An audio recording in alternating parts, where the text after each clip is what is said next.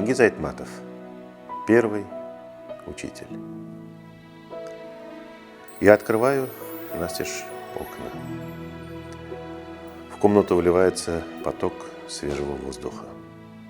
В яснеющем, голубоватом сумраке я всматриваюсь в этюды и наброски начатой мной картины. Их много. Я много раз начинал все заново, но о картине в целом судить пока рано. Я не нашел еще своего главного.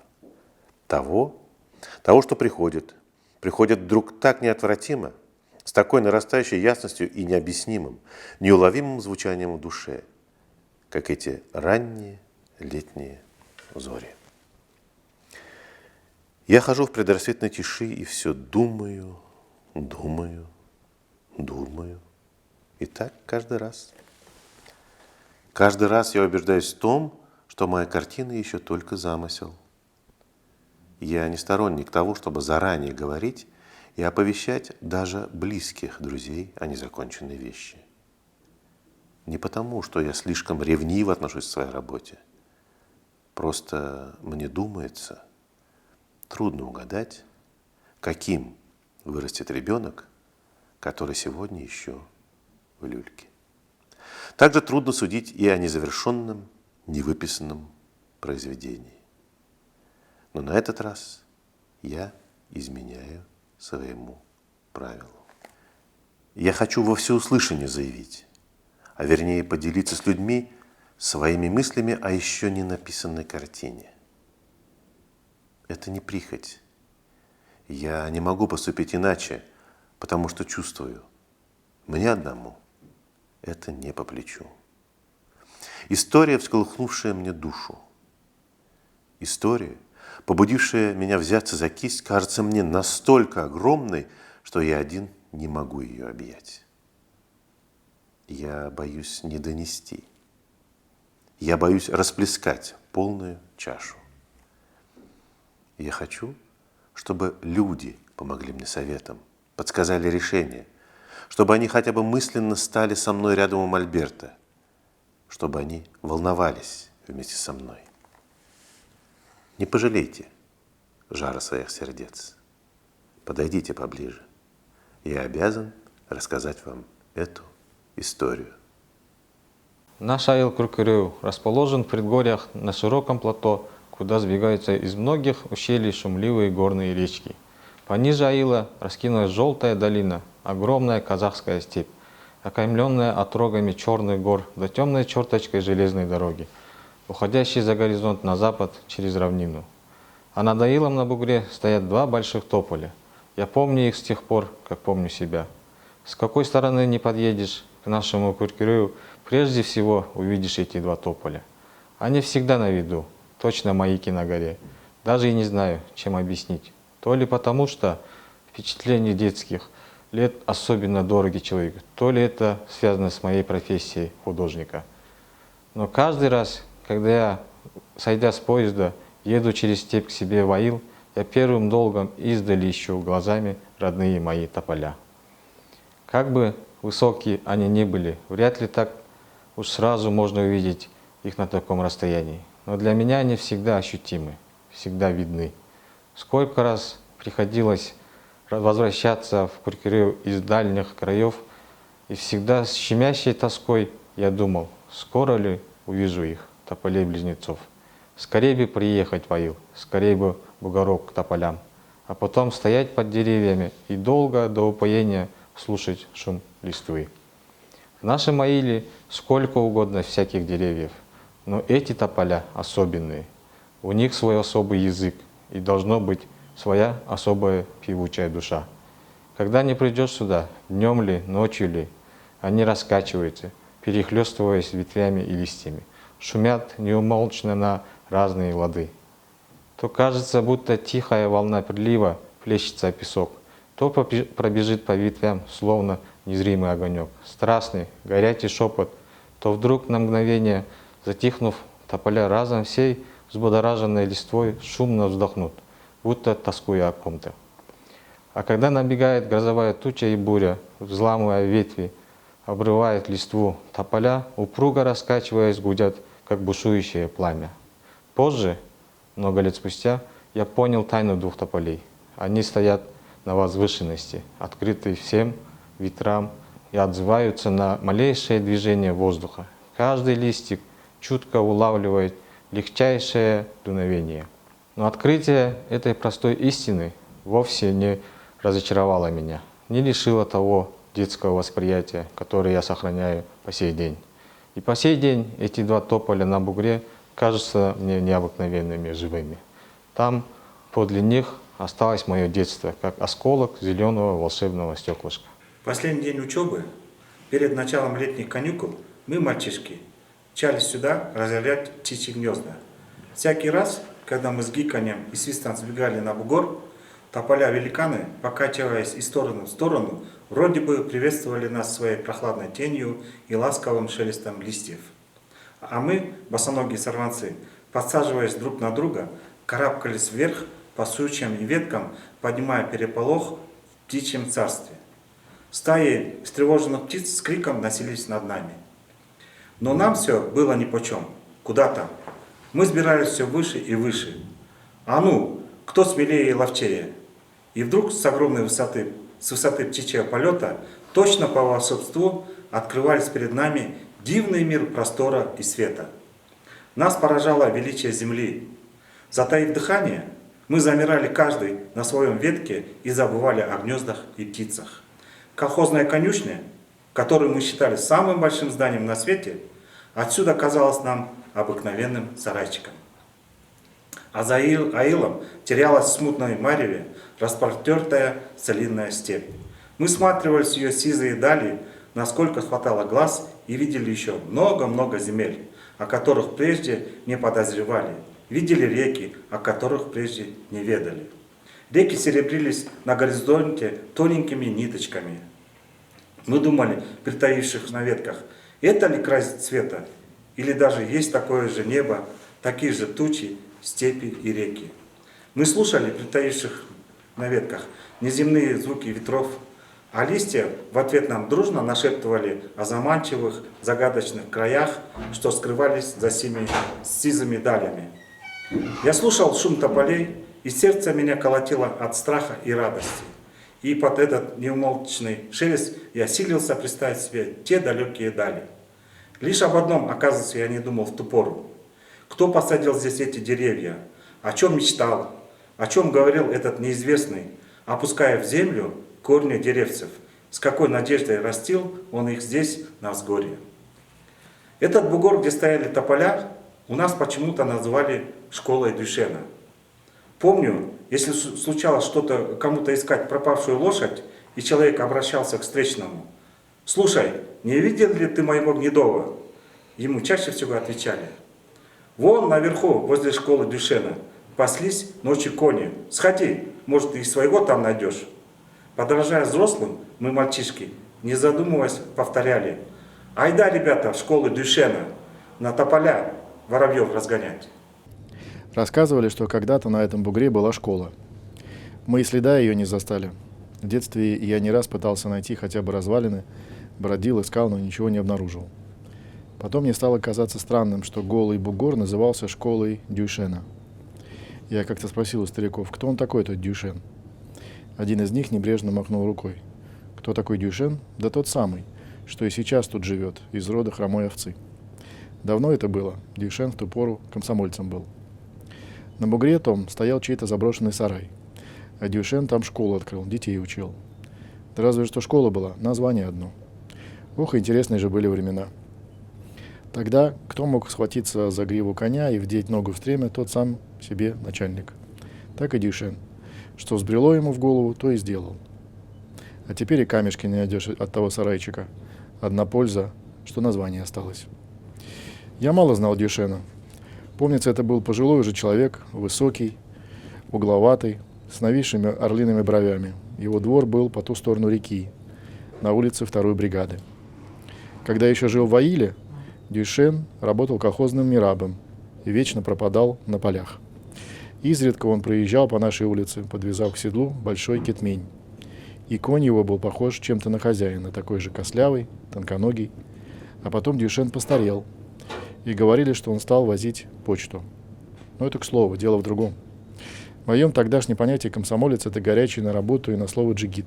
Самый боевой из всех в аиле, который на собрании выступит и в газете о лодырях и расхитителях напишет. И я никак не мог себе представить, что этот бородатый, смирный человек был когда-то комсомольцем. Да к тому же, что самое удивительное, учил детей, будучи сам малограмотным. Нет, не укладывалось такое у меня в голове. Откровенно говоря, я считал, что это одна из многочисленных сказок, которые бытуют в нашем аиле. Но все оказалось совсем не так. Прошлой осенью я получил из аила телеграмму. Земляки приглашали меня на торжественное открытие новой школы, которую колхоз построил своими силами. Я сразу решил ехать. Не мог же я в такой радостный для нашего аила день усидеть дома.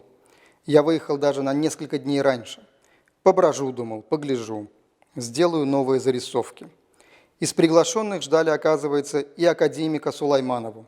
Мне сказали, что она пробудет здесь день-два и отсюда поедет в Москву. Я знал, что эта прославленная теперь женщина в детстве ушла из нашего аила в город. Став горожанином, я познакомился с ней. Она была уже в преклонном возрасте, полная, с густой проседью в гладко зачесанных волосах. Наша знаменитая землячка заведовала кафедрой в университете, читала лекции по философии, работала в академии, часто ездила за границу. Словом, человеком она была занятым, и мне не удавалось познакомиться с ней поближе, но каждый раз, где бы мы ни встречались, она всегда интересовалась жизнью нашего аила и непременно, пусть даже коротко, высказывала мнение о моих работах. Однажды я решился ей сказать: «Алтынай Сулаймановна, хорошо бы вам съездить в аил, повидаться с земляками. Вас там все знают, гордятся вами, но знают-то больше понаслышке и, случается, поговаривают, что, мол, наша знаменитая ученая, видно, чурается нас, дорогу позабыла в свой Куркурел».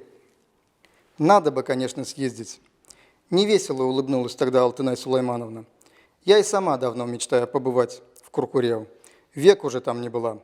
Правда, родственников у меня в аиле нет. Но дело ведь не в этом. Непременно поеду. Я должна поехать. Истосковалась по родным краям. Академик Сулайманова приехала в аил, когда торжественное собрание в школе вот-вот должно уже было начаться.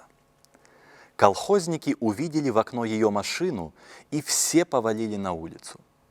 Знакомым и незнакомым, старым и малым, всем хотелось пожать ей руку. Пожалуй, Алтынай Сулаймановна не ожидала такой встречи и, как мне показалось, даже растерялась. Приложив руки к груди, она кланялась людям и с трудом пробиралась в президиум на сцену.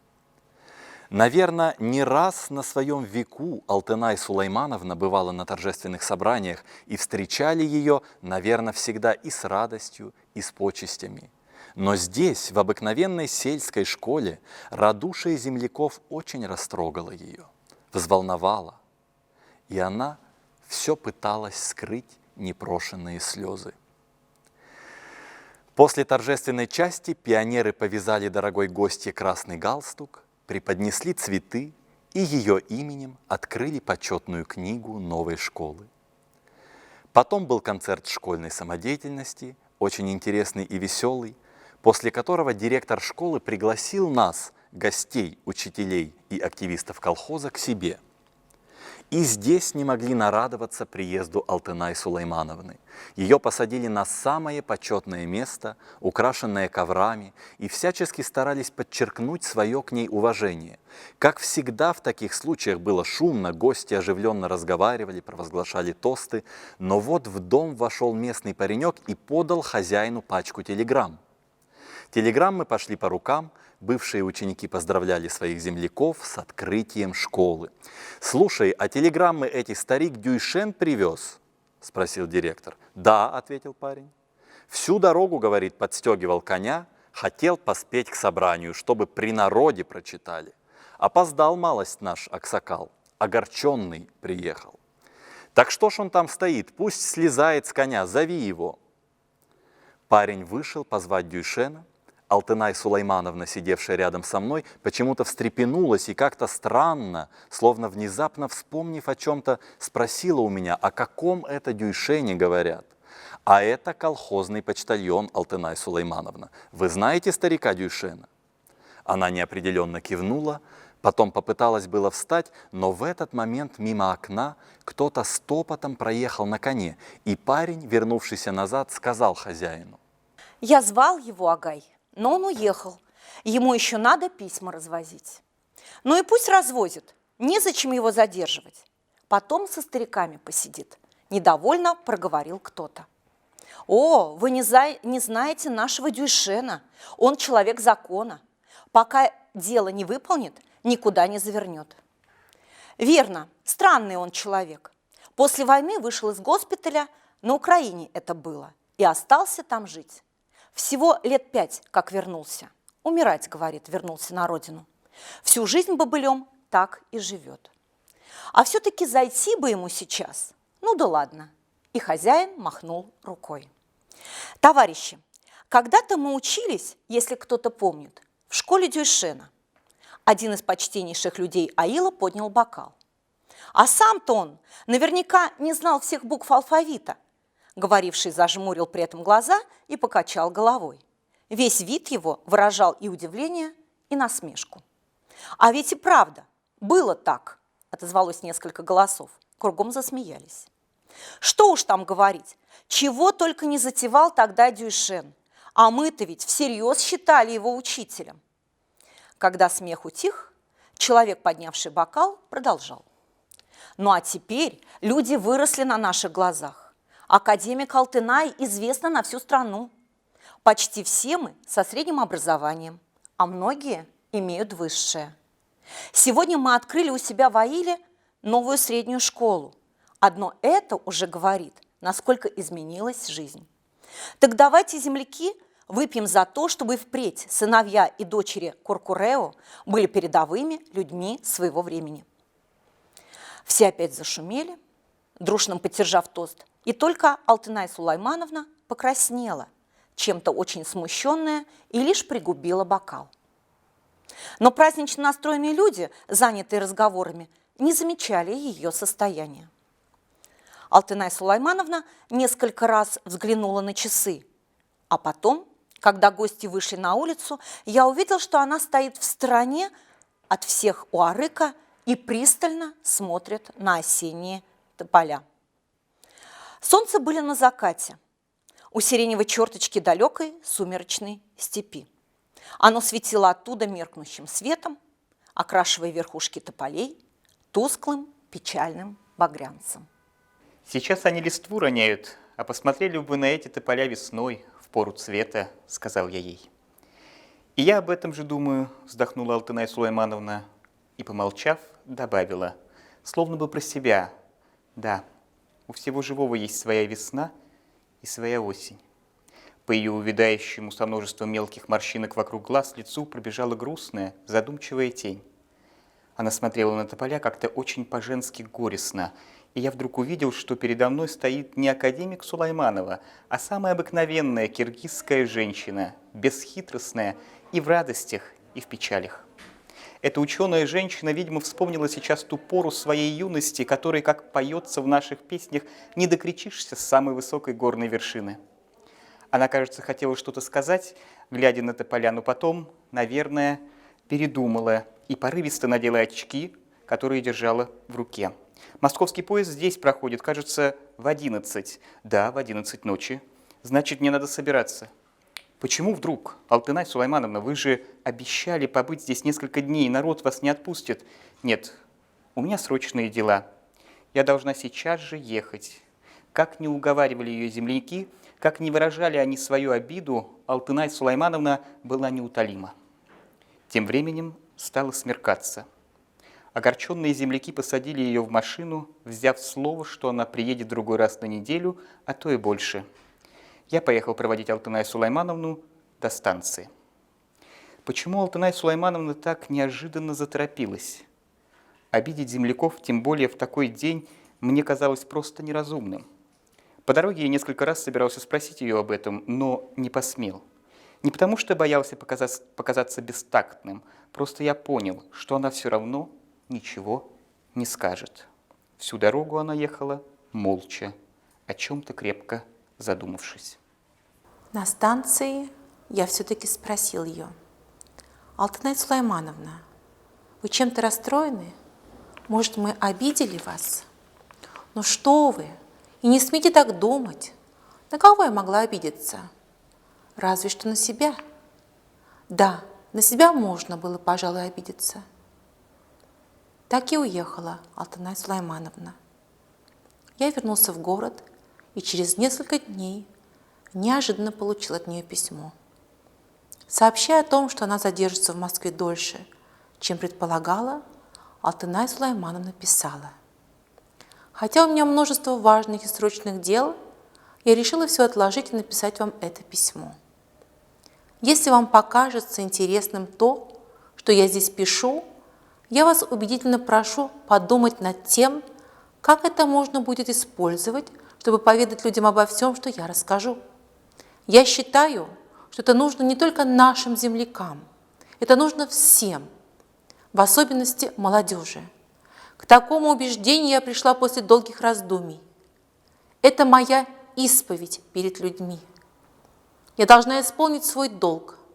Чем больше людей узнает об этом, тем меньше будут мучить меня угрызения совести. Не бойтесь поставить меня в неловкое положение. Ничего не скрывайте». Несколько дней я ходил под впечатлением ее письма. И ничего лучшего не придумал, как рассказать обо всем от имени самой Алтынай Сулаймановны. Это было в 1924 году. Да, именно в тот год. Там, где сейчас находится наш колхоз. Тогда был небольшой аил оседлых бедняков джатаков. Мне в ту пору было лет 14, и жила я у двоюродного брата своего покойного отца. Матери у меня тоже не было. Еще осенью, вскоре после того, как те, что побогаче, откочевали в горы на зимовье, к нам в аил пришел незнакомый парень в солдатской шинели. Я запомнила его шинель, потому что она была почему-то из черного сукна. Появление человека в казенной шинели явилось для нашего аила, отдаленного от дорог, приткнувшегося где-то под горами, настоящим событием. Сперва утверждали, что в армии он ходил в командирах, а потом и в аиле будет начальником. Потом оказалось, что вовсе он никакой не командир, а сын того самого Таштабека, который ушел из аила на железную дорогу еще в голод, много лет назад, да так и пропал. А он, сын его, Дюйшен, будто прислан в аил для того, чтобы открыть здесь школу и учить детей. В те времена такие слова, как школа, учеба, были в новинку, и люди не очень-то в них разбирались. Кто-то верил слухам, кто-то считал, что все это бабьи выдумки, и, быть может, вообще забыли бы о школе, если бы вскоре не созвали народ на сходку. Мой дядя долго ворчал. Это еще что за собрание такое, вечно отрывают от дела по всяким пустякам, но потом все-таки оседлал свою лошаденку и поехал на собрание верхом, как и положено всякому уважающему себя мужчине. Вслед за ним вместе с соседскими ребятами увязалась и я. Когда мы, запыхавшись, прибежали на пригорок, где обычно проходили сходки, там уже перед кучей пеших и конных людей выступал тот самый бледнолицый парень в черной шинели. Мы не могли расслышать его слов и придвинулись было ближе, но тут один старик в драной шубе, словно очнувшись, торопливо перебил его. «Слушай, сынок», — начал он заикающейся скороговоркой, — «раньше детей учили мулы, а твоего отца мы знали, такая же голодьба, как и мы. Так скажи, на милость, когда это ты успел сделаться мулой?» «Я не мула, аксакал, я комсомолец», — быстро отозвался Дюшен. «А детей теперь будут учить не мулы, а учителя.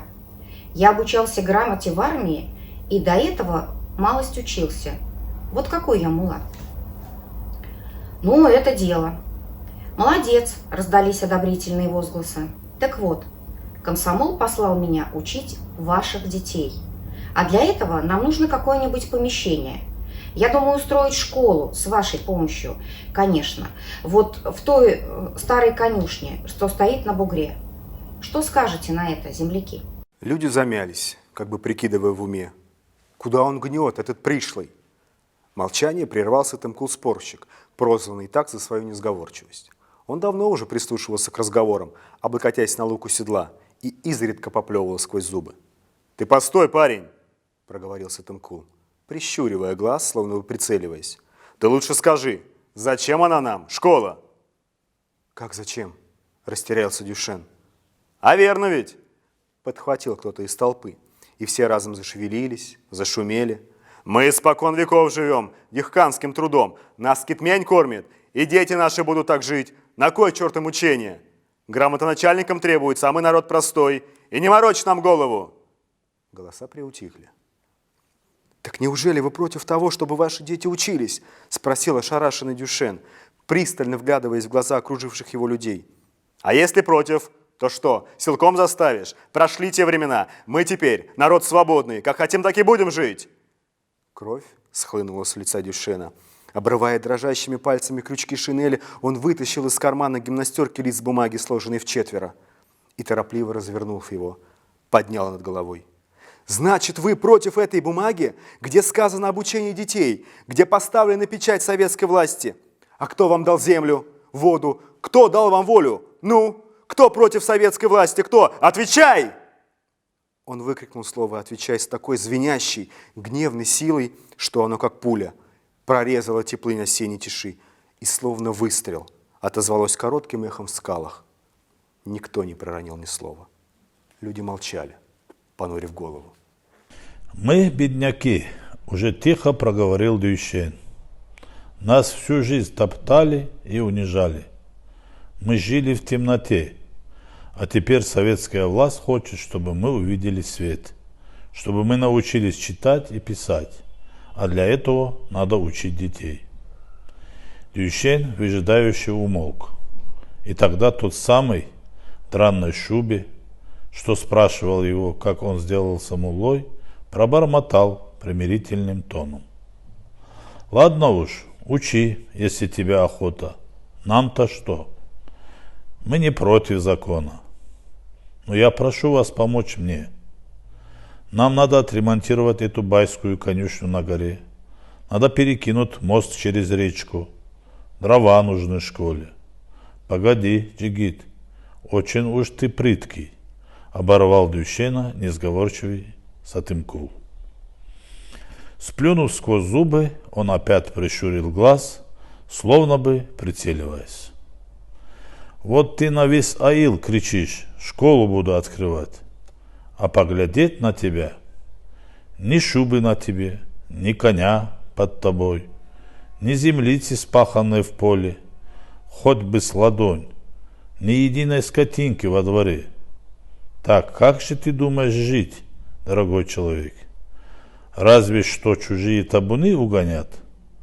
Только у нас их нет, а у кого табуны есть, те в горах». Дюшен хотел ответить что-то резкое, но сдержал себя и негромко сказал: «Проживу как-нибудь, жалование буду получать». Давно бы так». И Сатымкул, очень довольный собой, с победоносным видом выпрямился в седле. «Вот теперь все ясно. Ты, Джигит, сам делай свои дела и на свое жалование детей учи. В казне денег хватит, а нас оставь в покое. У нас, слава Богу, своих забот полон рот». С этими словами Сатымкул повернул коня и поехал домой. Вслед за ним потянулись и другие. А Дюшен так и остался стоять, держа в руках свою бумагу. Он, бедняга, не знал, куда ему теперь податься. Мне стало жаль Дюшена. Я смотрела на него, не отрывая глаз, пока мой дядя, проезжая мимо, не окликнул меня. «А ты, косматая, что тут делаешь? Что рот разинула? А ну, беги домой!» И я кинулась догонять ребят. Ишь ты! И они уже повадились на сходки. На другой день, когда мы, девочки, пошли по воду, нам встретился у реки Дюшен. Он перебирался вброд на другой берег с лопатой, кетменем, топором и каким-то старым ведром в руках. С этого дня Каждое утро одинокая фигура Дюйшена в черной шинели поднималась по тропинке на бугор к заброшенной конюшне. И лишь поздно вечером Дюйшен спускался вниз, к Аилу. Частенько мы его видели с большущей вязанкой курая или соломы на спине. Заметив его издали, люди привставали на стременах и, приложив руку к глазам, удивленно переговаривались. «Слушай, да это никак учитель Дюйшен несет вязанку. Он самый. Эх, бедняга, учительское дело тоже, видно, не из легких. А ты как думал? Гляди, сколько прет на себе, не хуже, чем байский батрак. А послушаешь его речи, так куда там? Но это потому, что бумага у него с печатью, в ней вся сила». Как-то раз, возвращаясь с полными мешками кизяка, которые обычно собирали в предгорье над Аилом, мы завернули к школе. Интересно было посмотреть, что там делает учитель. Старый глинобитный сарай прежде был байской конюшней. Зимой здесь держали кобыл, ожеребившихся в ненастье. После прихода советской власти бай куда-то откочевал. А конюшня так и осталась стоять. Никто сюда не ходил, а все вокруг поросло репьем да колючками. Теперь сорняки, вырубленные с корнем, лежали в стороне, собранные в кучу. Двор был расчищен.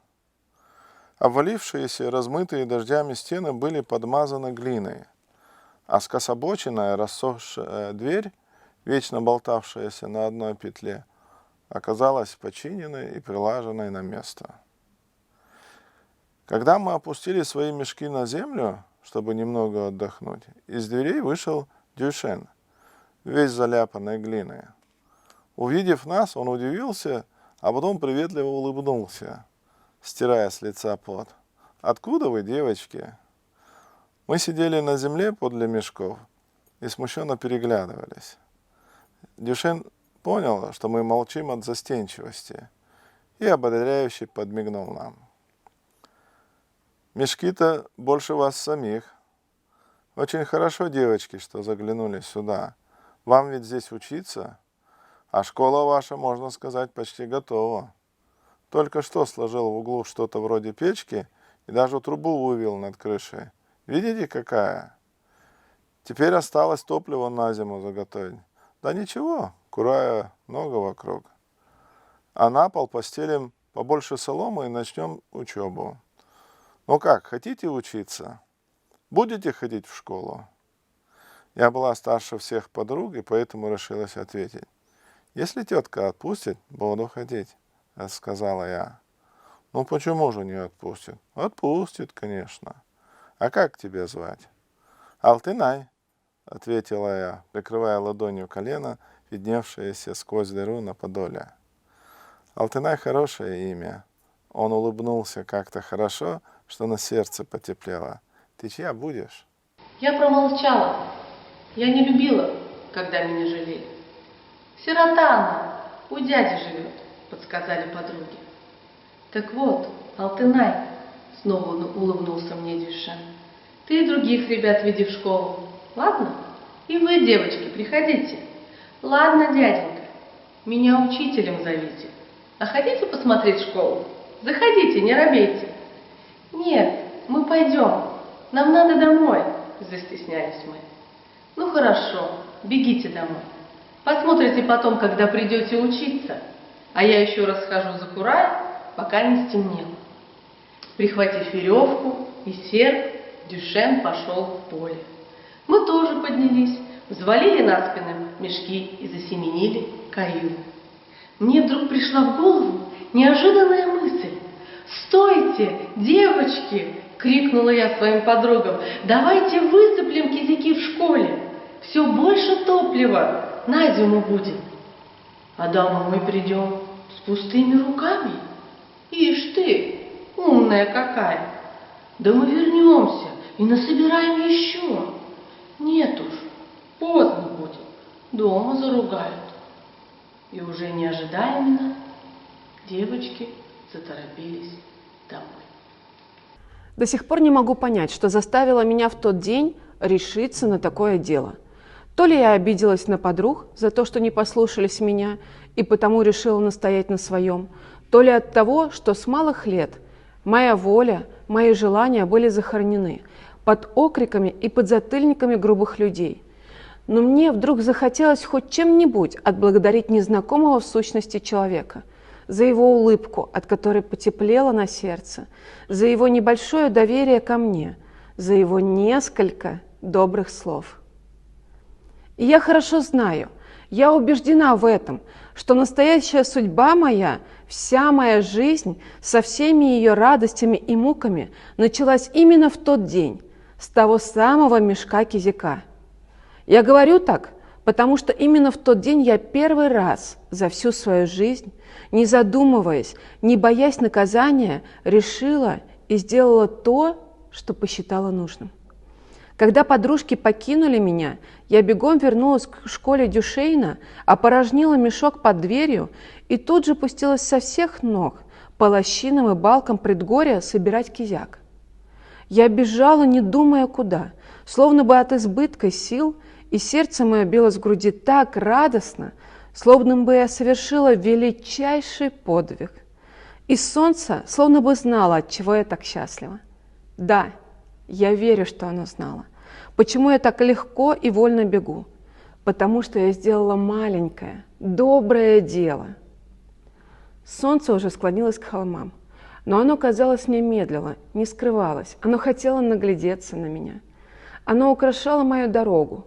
Пожухлая осенняя земля стелилась под ногами в багряных, розовых и лиловых красках. Мерцающим пламенем проносились по сторонам метелки сухих чайников. Солнце горело огнем на посеребряных пуговицах моего испещренного заплатами бешмета. А я все бежала вперед и мысленно ликовала, обращаясь к земле, к небу и к ветру. Смотрите на меня! Смотрите, какая я гордая! Я буду учиться. Я пойду в школу и поведу за собой других. Не знаю, долго ли я так бежала, но потом вдруг опомнилась. Надо собирать кизяк. И вот странность какая. Все лето здесь бродило столько скота, и столько здесь кизяка было всегда на каждом шагу, а сейчас его точно земля проглотила. А может, я просто не искала? Я перебегала с места на место, и чем дальше, тем реже находила кизяк. Тогда я подумала, что не успею, засветло набрать полный мешок, и перепугалась. Я заметалась по кустам чия, заторопилась, набрала кое-как полмешка. Тем временем угас закат. В лощинах стало быстро темнеть. Никогда еще не оставалась я одна в поле в такую позднюю пору. Над безлюдными, безмолвными холмами нависло черное крыло ночи. Не помня себя от страха, я перекинула мешок за плечо и бросилась бежать к Аилу. Мне было жутко. Быть может, я даже закричала бы, заплакала. Но меня удерживала от этого, как ни странно, безотчетная мысль о том, что сказал бы учитель Дюйшен, если бы увидел меня такой беспомощной. И я крепилась, запрещая себе лишний раз оглянуться. Точно бы учитель наблюдал за мной со стороны. Я прибежала домой, запыхавшись, в поту и пыли. Тяжело дыша, переступила порог. Тетка, сидевшая у огня, угрожающе поднялась мне навстречу.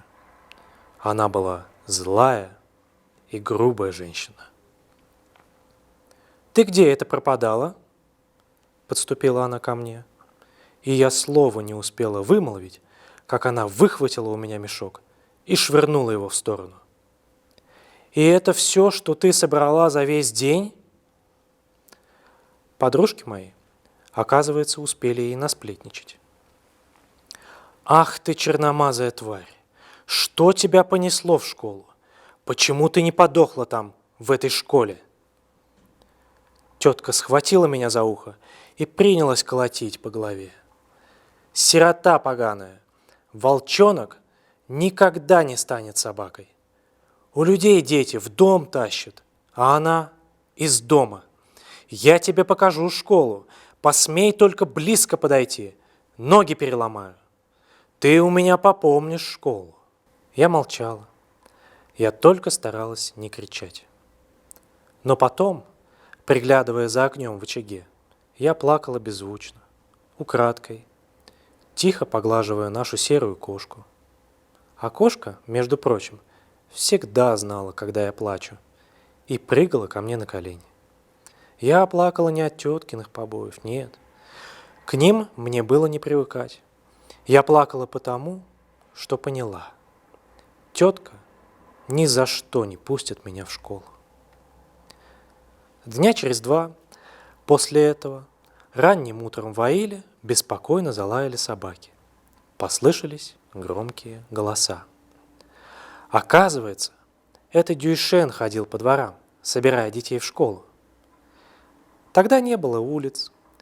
Подслеповатые серые мазанки наши были беспорядочно разбросаны по Аилу. Каждый селился там, где ему заблагорассудится. Дюйшен и с ним ребятишки шумной гурьбой переходили от двора к двору. Наш двор стоял с самого края. Мы с теткой как раз рушили просо в деревянной ступе, а дядя откапывал пшеницу, хранившуюся в яме возле сарая. Он собирался везти зерно на базар. Мы, как молотобойцы, очередно ударяли тяжелыми пестами, но я еще успевала украдкой глянуть, далеко ли учитель. Я боялась, что он не дойдет до нашего двора. И хотя я знала, что тетка не отпустит меня в школу, все-таки мне хотелось, чтобы Дюйшен пришел сюда, чтобы он хотя бы увидел, где я живу. И я молила про себя учителя, чтобы он не повернул обратно, не дойдя до нас. «Здравствуйте, хозяйка, да поможет вам Бог. А Бог не поможет, так мы всем гуртом поможем. Смотрите, сколько нас!» Шуткой приветствовал тетку Дюйшен, ведя за собой будущих учеников. Она что-то промычала в ответ, а дядя, тот даже головы из ямы не поднял. Ему это не смутило Дюйшена. Он деловито опустился на колоду, что лежала посреди двора, достал карандаш и бумагу. «Сегодня мы начинаем учебу в школе. Сколько лет вашей дочери?» Ничего не ответив, тетка со злостью всадила пест в ступу. Она явно не собиралась поддерживать разговор. Я внутренне вся съежилась. Что же будет теперь? Дюйшен глянул на меня и улыбнулся, и как в тот раз у меня потеплело на сердце. «Алтынай, сколько тебе лет?» – спросил он. Я не посмела ответить. «А зачем тебе знать, что ты за проверщик такой?» – раздраженно отозвалась тетка. «Ей не до учебы. Не такие безродные, а те, что с отцом и с матерью, и то не учатся. Ты вон набрал себе ораву и гони их в школу, а тут тебе делать нечего». Дюйшен вскочил с места. «Подумайте, что вы говорите? Разве она виновата в своем сиротстве? Или есть такой закон, чтобы сироты не учились? А мне дела нет до твоих законов. У меня свои законы, и ты мне не указывай. Законы у нас одни. И если эта девочка вам не нужна, то нам она нужна, советской власти нужна. А пойдете против нас, так и укажем». «Да откуда ты взялся, начальник такой?» Вызывающе подбоченилась тетка. «Кто же, по-твоему, должен распоряжаться ею? Я ее кормлю и пою, или ты, сын бродяги и сам скиталец?» Кто знает, чем бы все это кончилось, если бы в этот момент не показался из ямы голый по пояс дядя. Он терпеть не мог, когда жена лезла не в свои дела, забывая, что в доме есть муж, хозяин. Он нещадно бил ее за это. И в этот раз, видно, закипела в нем злоба. «Эй, баба!» – гаркнул он, выбираясь из ямы. «С каких это пор ты стала головой в доме? С каких это пор ты стала распоряжаться? Поменьше болтай, побольше делай. А ты, сын Таштанбека, забирай девчонку. Хочешь — учи, хочешь — изжарь ее. А ну, убирайся со двора. Ах так, она будет шляться по школам, а дома, а по хозяйству кто? Все я? Заголосила была тетка. Но муж цыкнул на нее. Сказано, все. Нет худа без добра. Вот как суждено мне было пойти первый раз в школу. С этого дня каждое утро Дюшен собирал нас по дворам. Когда мы первый раз пришли в школу, учитель усадил нас на разосланную по полу солому и дал каждому по тетрадке, по карандашу и по дощечке. Дощечки положите на колени, чтобы удобнее было писать, объяснил Дюшен. Потом он показал на портрет русского человека, приклеенный к стене. «Это Ленин», — сказал он.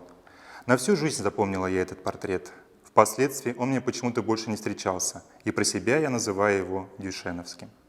На том портрете Ленин был в несколько мешковатом военном френче, осунувшийся, с отросшей бородой.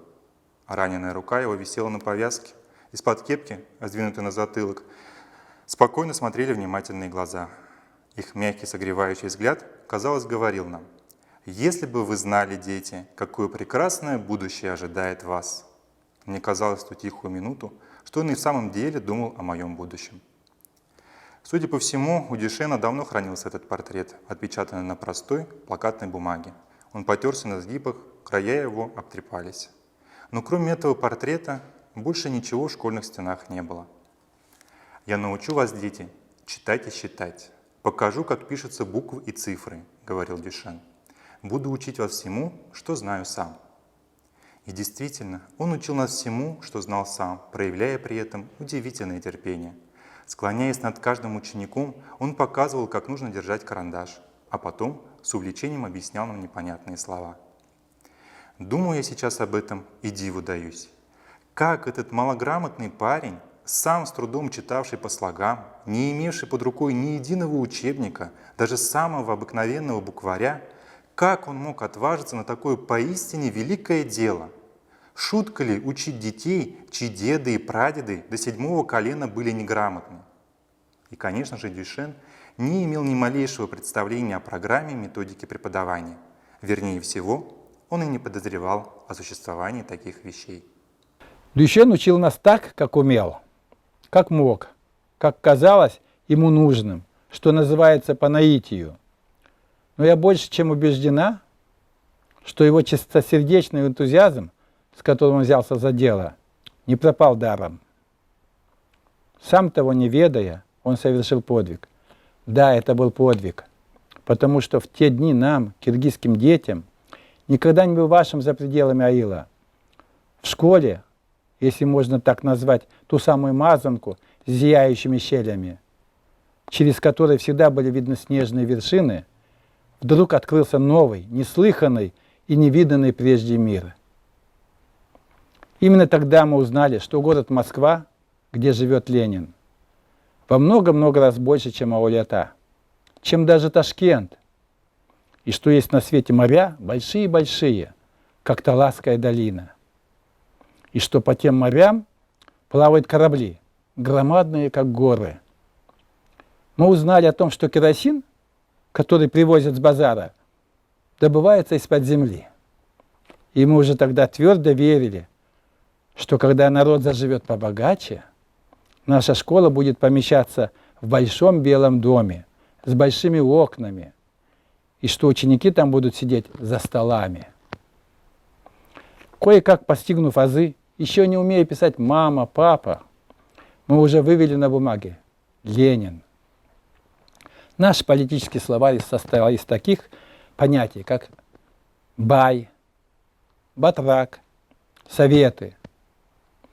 А через год Дюшен обещал научить нас писать слово «революция». Слушая Дюшена, мы мысленно сражались вместе с ним на фронтах с белыми. А о Ленине он рассказывал так взволнованно, словно видел его своими глазами. Многое из того, что он говорил, как я теперь понимаю, было сложенными в народе сказаниями о великом вожде.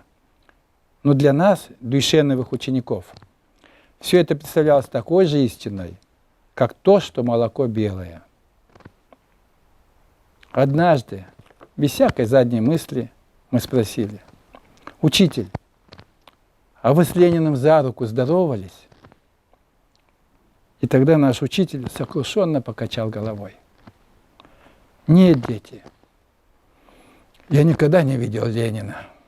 Он виновато вздохнул. Ему было неловко перед нами. В конце каждого месяца Дюйшен отправлялся по своим делам в волость. Он ходил туда пешком и возвращался через 2-3 дня. Мы по-настоящему тосковали в эти дни. Будь у меня родной брат, я и его, пожалуй, не ждала бы с таким нетерпением, как ждала возвращения Дюйшена. Тайком, чтобы не заметила тетка, я то и дело выбегала на задворки и подолгу глядела в степь на дорогу. Когда же покажется учитель с котомкой за спиной? Когда же я увижу его улыбку, согревающую сердце? Когда же услышу его слова, приносящие знания? Среди учеников Дюйшена я была самой старшей.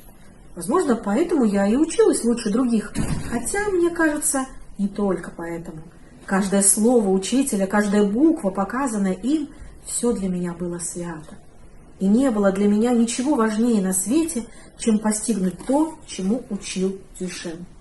Я берегла тетрадь, которую он дал мне, и потому выводила буквы острием серпа на земле, писала углем на дувалах, прутиком на снегу и на дорожной пыли.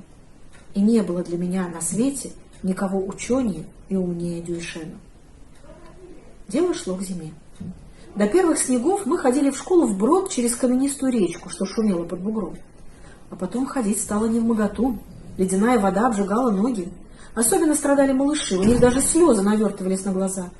И тогда Дюйшен стал на руках переносить их через речку. Он сажал одного на спину, другого брал на руки и так по очереди переправлял всех учеников. Сейчас, когда я вспоминаю об этом, мне просто не верится, что именно так все и было. Но тогда то ли по невежеству своему, то ли по недомыслию люди смеялись над Дюйшеном. Особенно богачи, что зимовали в горах и приезжали сюда только на мельницу. Сколько раз, поравнявшись с нами у брода, таращили они на Дюйшена глаза, проезжая мимо в своих красных лисьих малахаях и в богатых овчинных шубах на сытых диких конях. Кто-нибудь из них, прыская со смеху, подталкивал соседа. «Гляди-ка, одного тащит на спине, другого на руках». И тогда другой, подстегивая храпящего коня, добавлял: «Эх, провалиться мне сквозь землю, не знал я раньше, вот кого надо было взять во вторые жены». И, обдавая нас брызгами и комьями грязи из-под копыт, они с хохотом удалялись. Как мне хотелось тогда догнать этих тупых людей, схватить их коней под узцы и крикнуть в их глумящиеся рожи: «Не смейте так говорить о нашем учителе! Вы глупые, дурные люди!» Но кто бы внял голосу безответной девчонки? И мне оставалось лишь глотать горючие слезы обиды.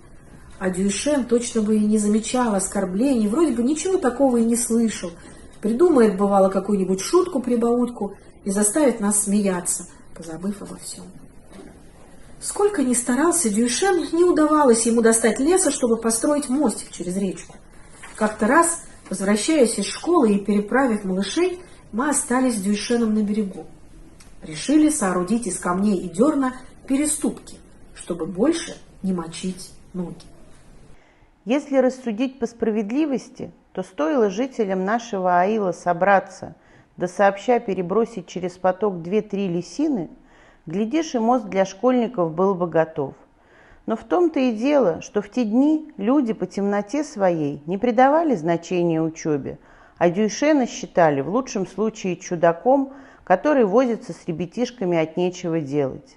Охота тебе учи, а нет, разгони всех по домам. Сами они ездили верхом и в переправах не нуждались. А все-таки следовало, конечно, нашему народу призадуматься. Ради чего этот молодой парень, который ничем не хуже и не глупее других, ради чего он, терпя трудности и лишения, снося насмешки и оскорбления, учит их детей, да еще с таким необыкновенным упорством, с такой нечеловеческой настойчивостью. В тот день, когда мы укладывали камни через поток, на земле уже лежал снег, и вода была такая студеная, что дух захватывало. Не представляю себе, как терпел Дюйшен, ведь он работал босой, без передышки. Я с трудом ступала по дну, казалось, усеянному жгучими углями. И вот на середине речки судорога в икрах вдруг скорчила меня в 3 погибели. Я не могла ни вскрикнуть, ни разогнуться и начала медленно валиться в воду. Дюшен бросил камень, подскочил ко мне, подхватил на руки, выбежал со мной на берег и усадил меня на свою шинель. Он то растирал мои синие онемевшие ноги, то сжимал в ладонях мои застывшие руки, то подносил их ко рту и согревал дыханием. «Не надо, Алтынай, посиди тут, согрейся», — приговаривал Дюйшен. «Я и сам справлюсь». Когда, наконец, переход был готов, Дюйшен, натягивая сапоги, глянул на меня, нахохленную и озябшую, и улыбнулся. «Ну как, помощница, отогрелась? Накинь на себя шинель, вот так». И, помолчав, спросил: «А это ты, Алтынай, оставила в тот раз кизяк в школе?» «Да», — ответила я. Он улыбнулся чуть заметно, уголками губ, как бы говоря про себя: «Я так и думал». Помню, как в ту минуту огнем полыхнули мои щеки. Значит, учитель знал и не забывал об этом, казалось бы, пустяковом случае. Я была счастлива, и Дюйшен понял мою радость. «Ручеек ты мой светлый», — сказал он, ласково гладя меня, — «и способности у тебя хорошие. Эх, если бы я мог послать тебя в большой город, каким бы ты человеком стала». Дюйшен порывисто шагнул к берегу.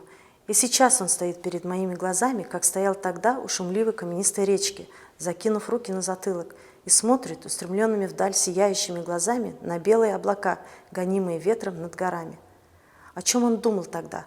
Может быть, и правда в мечтах своих отправлял меня учиться в большой город, а я думала в ту минуту, кутаясь в шинель Дюйшена, если бы учитель был моим родным братом, если бы я могла кинуться к нему на шею и крепко обнять его и, зажмурив глаза, прошептать ему на ухо самые лучшие на свете слова: «Боже, сделай же его моим братом». Наверное, мы все любили тогда своего учителя за его человечность, за его добрые помыслы, за его мечты о нашем будущем. Хотя мы и были детьми, мне думается, мы это уже тогда понимали. Что же еще заставило бы нас каждый день ходить в такую даль и взбираться на крутой бугор, задыхаясь от ветра, увязая в сугробах? Мы сами шли в школу. Никто нас не гнал туда, никто не заставил бы нас мерзнуть в этом холодном сарае, где дыхание оседало белой изморозью на лицах, руках и одежде. Мы только позволяли себе по очереди греться у печки, пока все остальные сидели на своих местах, слушая Дюйшена. В один из таких студеных дней, это было, как теперь помню, в конце января, Дюйшен собрал нас, обойдя все дворы, и, как обычно, повел в школу. Шел он молчаливый, строгий, со сдвинутыми, как крылья беркута, бровями, и лицо его казалось выкованным из черного прокаленного железа. Никогда еще не видели мы таким своего учителя. Глядя на него, мы тоже притихли, почувствовали что-то неладное. Когда на дороге встречались большие сугробы, Дюшен обычно сам прокладывал путь. За ним шла я, за мной все остальные. И в этот раз у подножия бугра, где за ночь намело много снега, Дюшен пошел вперед. И иногда посмотришь на человека со спины и сразу поймешь, в каком он состоянии, что творится у него на душе. Вот и тогда было видно, что учитель наш убит горем. Он шел с поникшей головой, с трудом волоча ноги. Я до сих пор помню страшное чередование перед глазами черного и белого. Мы взбирались гучком на бугор, под черной шинелью горбилась спина Дюшена, а выше по крутизне над ним горбились верблюжьими хребтинами белые сугробы. И ветер срывал с них поземку, а еще выше, в белом мутном небе, темнела одинокая черная туча. Когда мы пришли, Дюшен не стал растапливать печь. «Встаньте», — приказал он. Мы поднялись. «Снимите шапки». Мы послушно обнажили головы, и он тоже сорвал с головы буденовку. Мы не понимали, что к чему. И тогда учитель сказал простуженным, прерывающимся голосом: «Умер Ленин. По всей земле люди стоят сейчас в трауре. И вы стоите на своих местах. Замрите. Смотрите вот сюда, на портрет. Пусть запомнится вам этот день». В нашей школе стало так тихо, будто ее накрыла лавина. И слышно было, как ветер вырывается в щели. И слышно было, как снежинки с шорохом падают в солому. В тот час, когда онемели неумолчные города, когда затихли содрогавшие землю заводы, когда замерли на путях грохочущие поезда, когда весь мир погрузился в траур, в тот скорбный час и мы, маленькая частицы народа, затаив дыхание, торжественно стояли в карауле вместе со своим учителем, там, в неведомом никому промерзшем сарае, именуемым школой, и прощались с Лениным, мысленно считая себя самыми близкими ему людьми, больше всех горюющими о нем. А наш Ленин в своем несколько мешковатом военном френче с рукой на перевязи все так же смотрел на нас со стены и все так же говорил нам своим ясным чистым голосом: «Если бы вы знали, дети, какое прекрасное будущее ожидает вас». И чудилось мне в ту тихую минуту, что он и в самом деле думает о моем будущем. Потом Дюшен вытер глаза рукавом и сказал: «Я ухожу сегодня в волость. Я иду вступать в партию. Вернусь через 3 дня». Эти 3 дня мне всегда представлялись самыми суровыми из всех зимних дней, которые мне пришлось пережить. Словно бы какие-то могучие силы природы пытались восполнить на земле место великого человека, ушедшего из нашего мира. Гудел, не стихая, ветер в яру, кружили снежные метели, железно звенел мороз.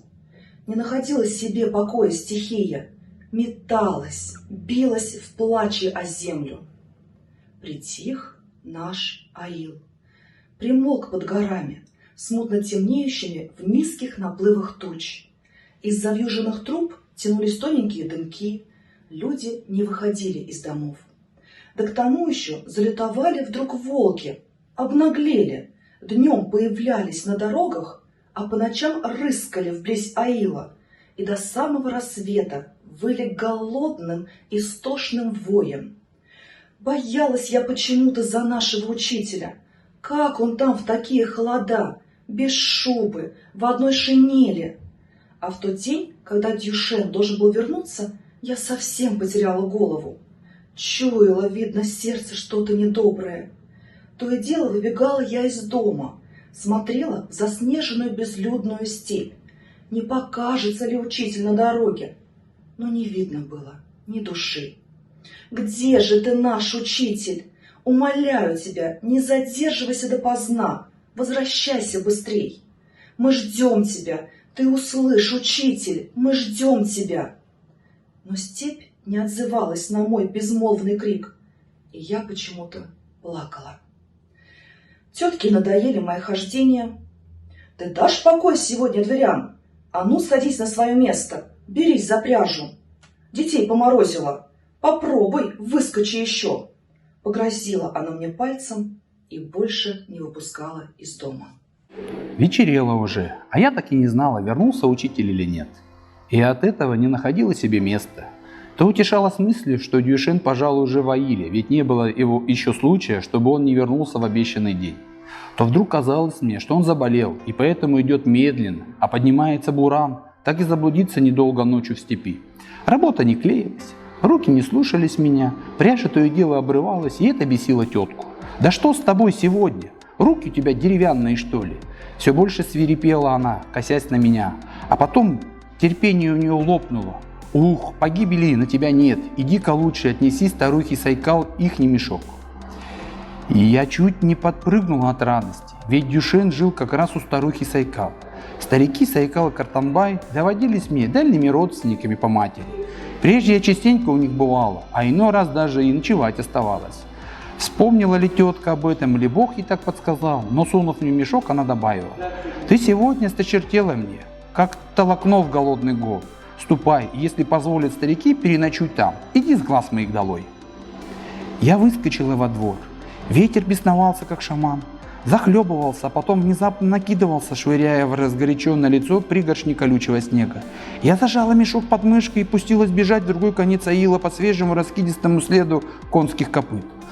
А голову точила только одна мысль: вернулся ли учитель? Прибежала я, его нет. Сайкал перепугалась, когда я застыла на пороге, едва переводя дыхание. «Что с тобой? Ты что так бежала? Беда какая?» «Нет, так просто. Мешок вот принесла. Можно я у вас останусь сегодня?» Оставайся, ниточка моя. Фу ты, негодница, старуху нагнала. Ты что-то с самой осени не заглядываешь. Садись к огню, грейся.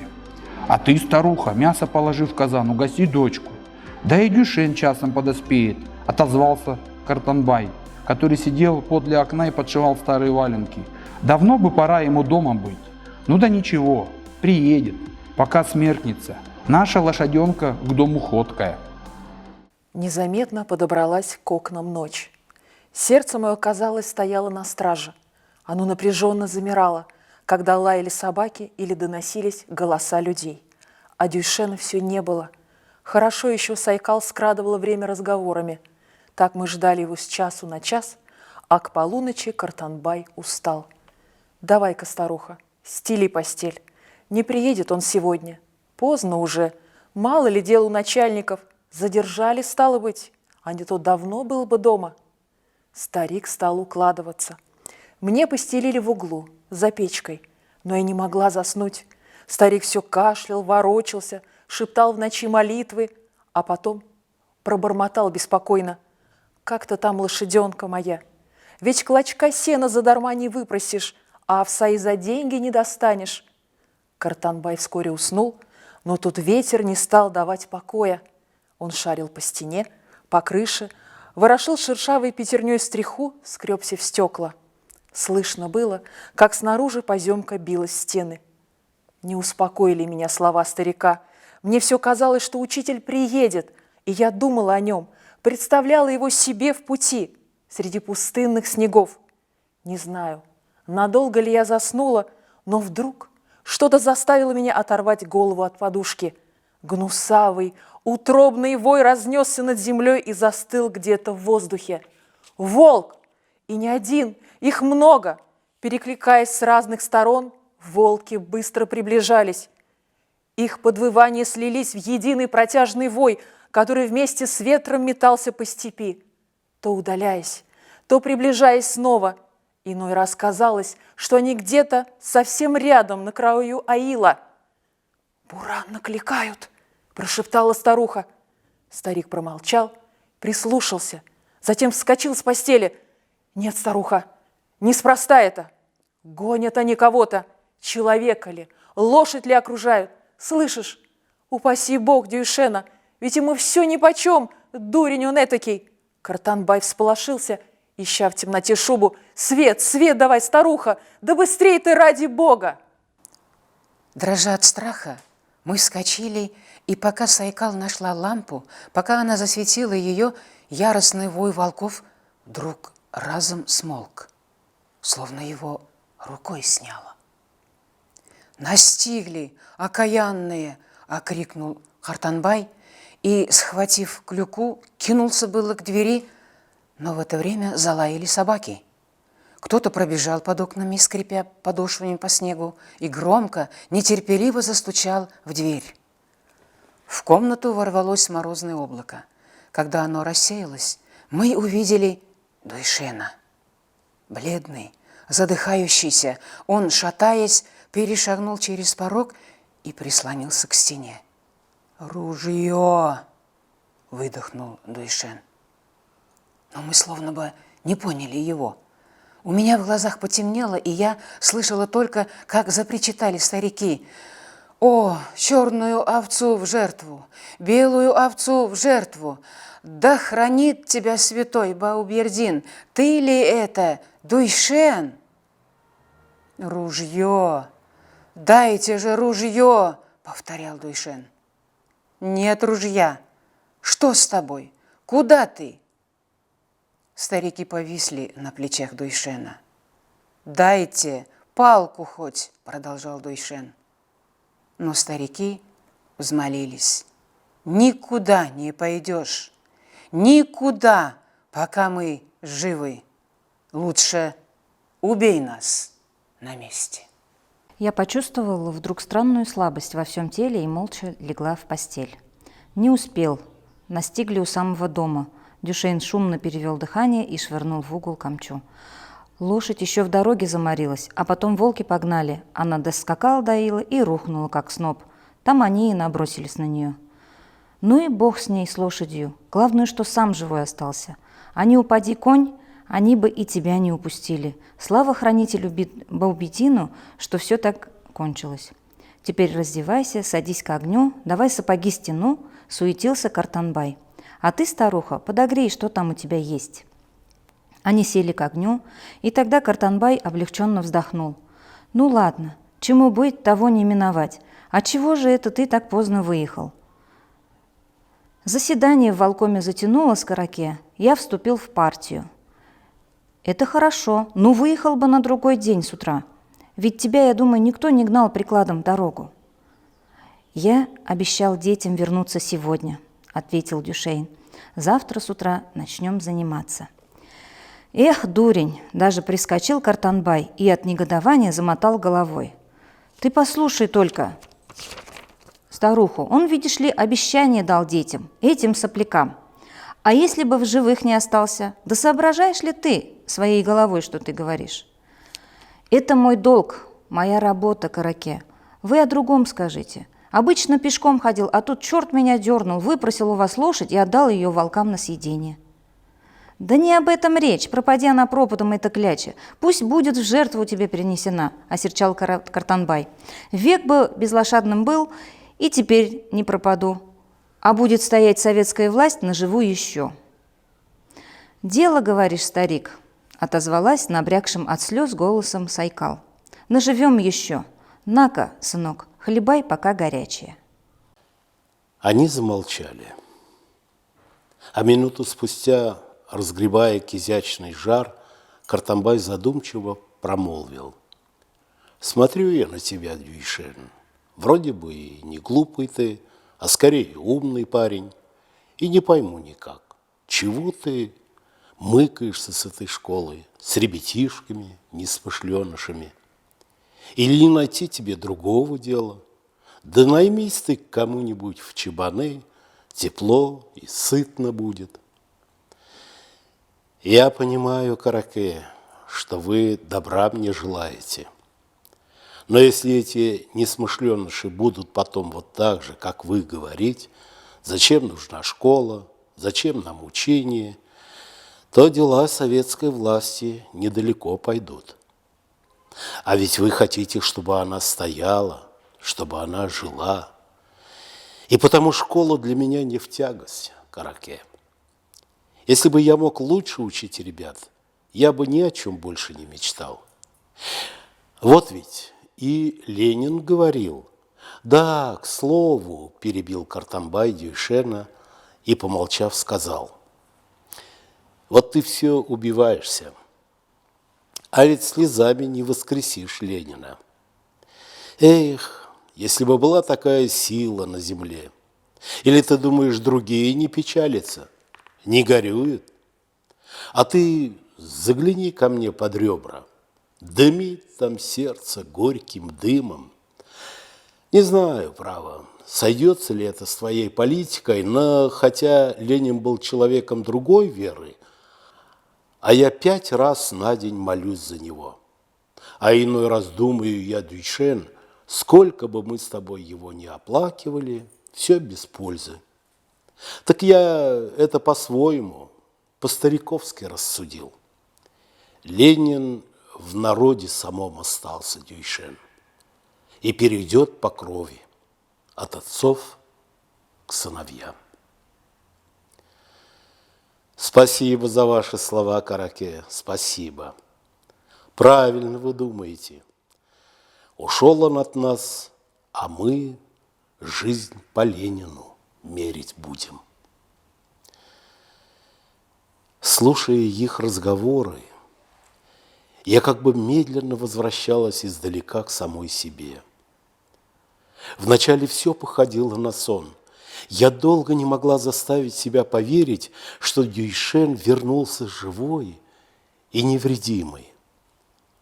А потом, как вешний поток, хлынула в мою раскованную душу неуемная, неудержимая радость. И, захлебываясь в этом горячем потоке, я заплакала навзрыд.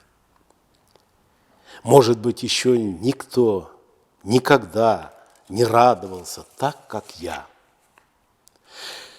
В эту минуту для меня ничего не существовало. Ни этой мазанки, ни буранной ночи во дворе, ни волчьей стаи, терзающей на окраине аила единственную лошадь Картанбая. Ничего. Сердцем, разумом, всем существом своим я ощущала бесконечное, безмерное, как свет, необыкновенное счастье. Я укрылась головой и зажала рот, чтобы меня не услышали. Но Дюйшен спросил: кто это всхлипывает за печкой? Да это Алтынай. Перепугалась давеча, вот и плачет, сказала Сайкал. Алтынай? Откуда она? Дюйшен вскочил с места и, опустившись на колени у моего изголовья, тронул меня за плечо. Что с тобой, Алтынай? Ты почему плачешь? А я отвернулась к стене и пуще прежнего залилась слезами. Да что ты, милая, чего ты так испугалась? Ну разве можно так? Ведь ты у нас большая. А ну, глянь на меня. Я крепко обняла Дюйшена и, уткнувшись в его плечо мокрым, горячим лицом, неудержимо всхлипывала и ничего не могла поделать с собой. Меня била радость, как в лихорадке, и я бессильна была унять ее.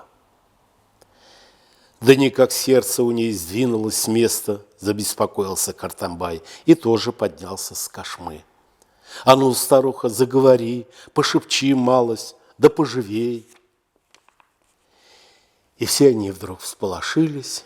Сайкал нашептывала, заклиная, брызгала мне в лицо то холодной, то горячей водой, обдавала паром и сама плакала вместе со мной. Ах, если бы они знали, что сердце мое сдвинулось с места от великого счастья, о котором я не в силах была рассказать, да, пожалуй, и не сумела бы. И пока я не успокоилась и не уснула, Дюйшен сидел возле меня и тихо гладил прохладной рукой мой горячий лоб. Зима откочевала за перевал. Уже гнала свои синие табуны весна. С оттаивших, набухших равнин потекли в горы теплые потоки воздуха. Они несли с собой весенний дух земли, запах парного молока. Уже осели сугробы и тронулись льды в горах, и тренькнули ручьи, а потом, схлестываясь в пути, они хлынули бурными всесокрушающими речками, наполняя шумом размытые овраги. Может быть, это и была первая весна моей юности. Во всяком случае, она казалась мне краше прежних весен. С бугра, где стояла наша школа, открывался глазам прекрасный мир весны. Земля, словно бы раскинув руки, сбегала с гор и неслась. Неслась не в силах остановиться в мерцающей серебряной дали степи, объятой солнцем и легкой призрачной дымкой. Где-то за 3-9 земель голубели талые озерца, где-то за 3-9 земель ржали кони, где-то за 3-9 земель пролетали в небе журавли, неся на крыльях белые облака. Откуда летели журавли? И куда они звали сердце таким томительным, таким трубным голосом? С приходом весны мы зажили веселее. Мы придумывали разные игры, беспричинно смеялись. А после уроков от самой школы до аила всю дорогу бежали, громко перекликаясь.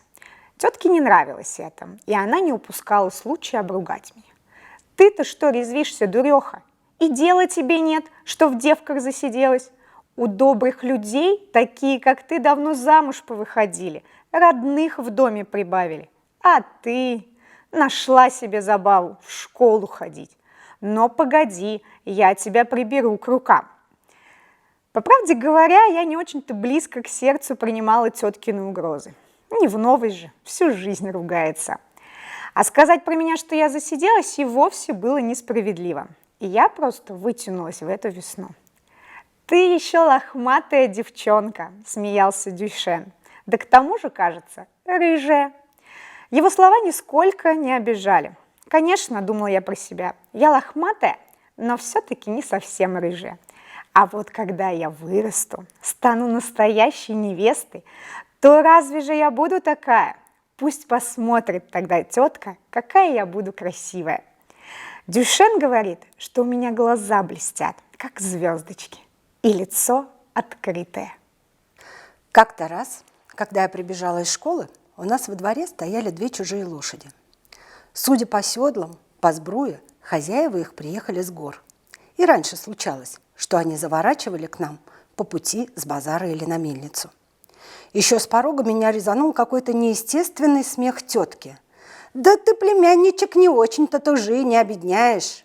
Зато потом, когда получишь голубку в руки, добрым словом меня помянешь. Хи-хи-хи!» В ответ послышались поддакивающие, хохочущие голоса, а когда я появилась в дверях, все сразу смолкли. Разосланный на кошме скатерти сидел, как пень, краснолицый грузный человек. Он покосился на меня из-под лисьей шапки, надвинутой на потный лоб, и, кашлянув, опустил глаза. «А, доченька вернулась! Заходи, милая!» Ласково ухмыляясь, встретила меня тетка. Дядя сидел на краешке кошмы, тоже с каким-то незнакомым мне человеком. Они играли в карты, пили водку и ели бешбармак. Оба были пьяны, и их головы как-то странно мотались, когда они били картами. Наша серая кошка подобралась было к скатерти, но краснолицый так стукнул ее по голове костяшками пальцев, что она, дико взвизгнув, отскочила в сторону и забилась в угол. Ох, как больно было ей! Мне захотелось уйти, только я не знала, как это сделать. Тут меня выручила тетка. «Доченька», — сказала она, — «там в казане еда, покушай, пока не остыла». Я вышла, но мне очень не понравилось такое поведение тетки, и на душе стало неспокойно. Я невольно насторожилась. Часа через 2 приезжие сели на коне и уехали в горы. Тетка тут же начала осыпать меня обычной бранью, и у меня отлегло от души. Значит, она попросту была спьяну такой ласковой, решила я. Вскоре после этого к нам пришла как-то старуха Сайкал. Я была на дворе, но услышала, как она сказала: «Да что ты, Бог с тобой, погубишь ты ее!» Перебивая друг друга, тетка и Сайкал о чем-то горячо заспорили, и затем старуха вышла из дома очень разгневанная. Она бросила на меня сердитый и в то же время жалостливый взгляд и молча ушла, а мне стало не по себе. Почему она так посмотрела на меня? Чем я ей не угодила? На другой день в школе я сразу заметила, что Дюйшен мрачен и чем-то озабочен, хотя и старается не показать нам виду.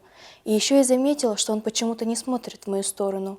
После уроков, когда мы все гурьбой вышли из школы, Дюйшен окликнул меня: «Постой, Алтынай». Учитель подошел ко мне, пристально посмотрел мне в глаза и положил руку на плечо. «Ты домой не иди. Ты поняла меня, Алтынай?» Я помертвела от страха. Только теперь до меня дошло, что собиралась делать со мной тетка. «Я сам за тебя отвечу», — сказал Дюйшен. «А жить ты будешь пока у нас, и далеко от меня не отлучайся».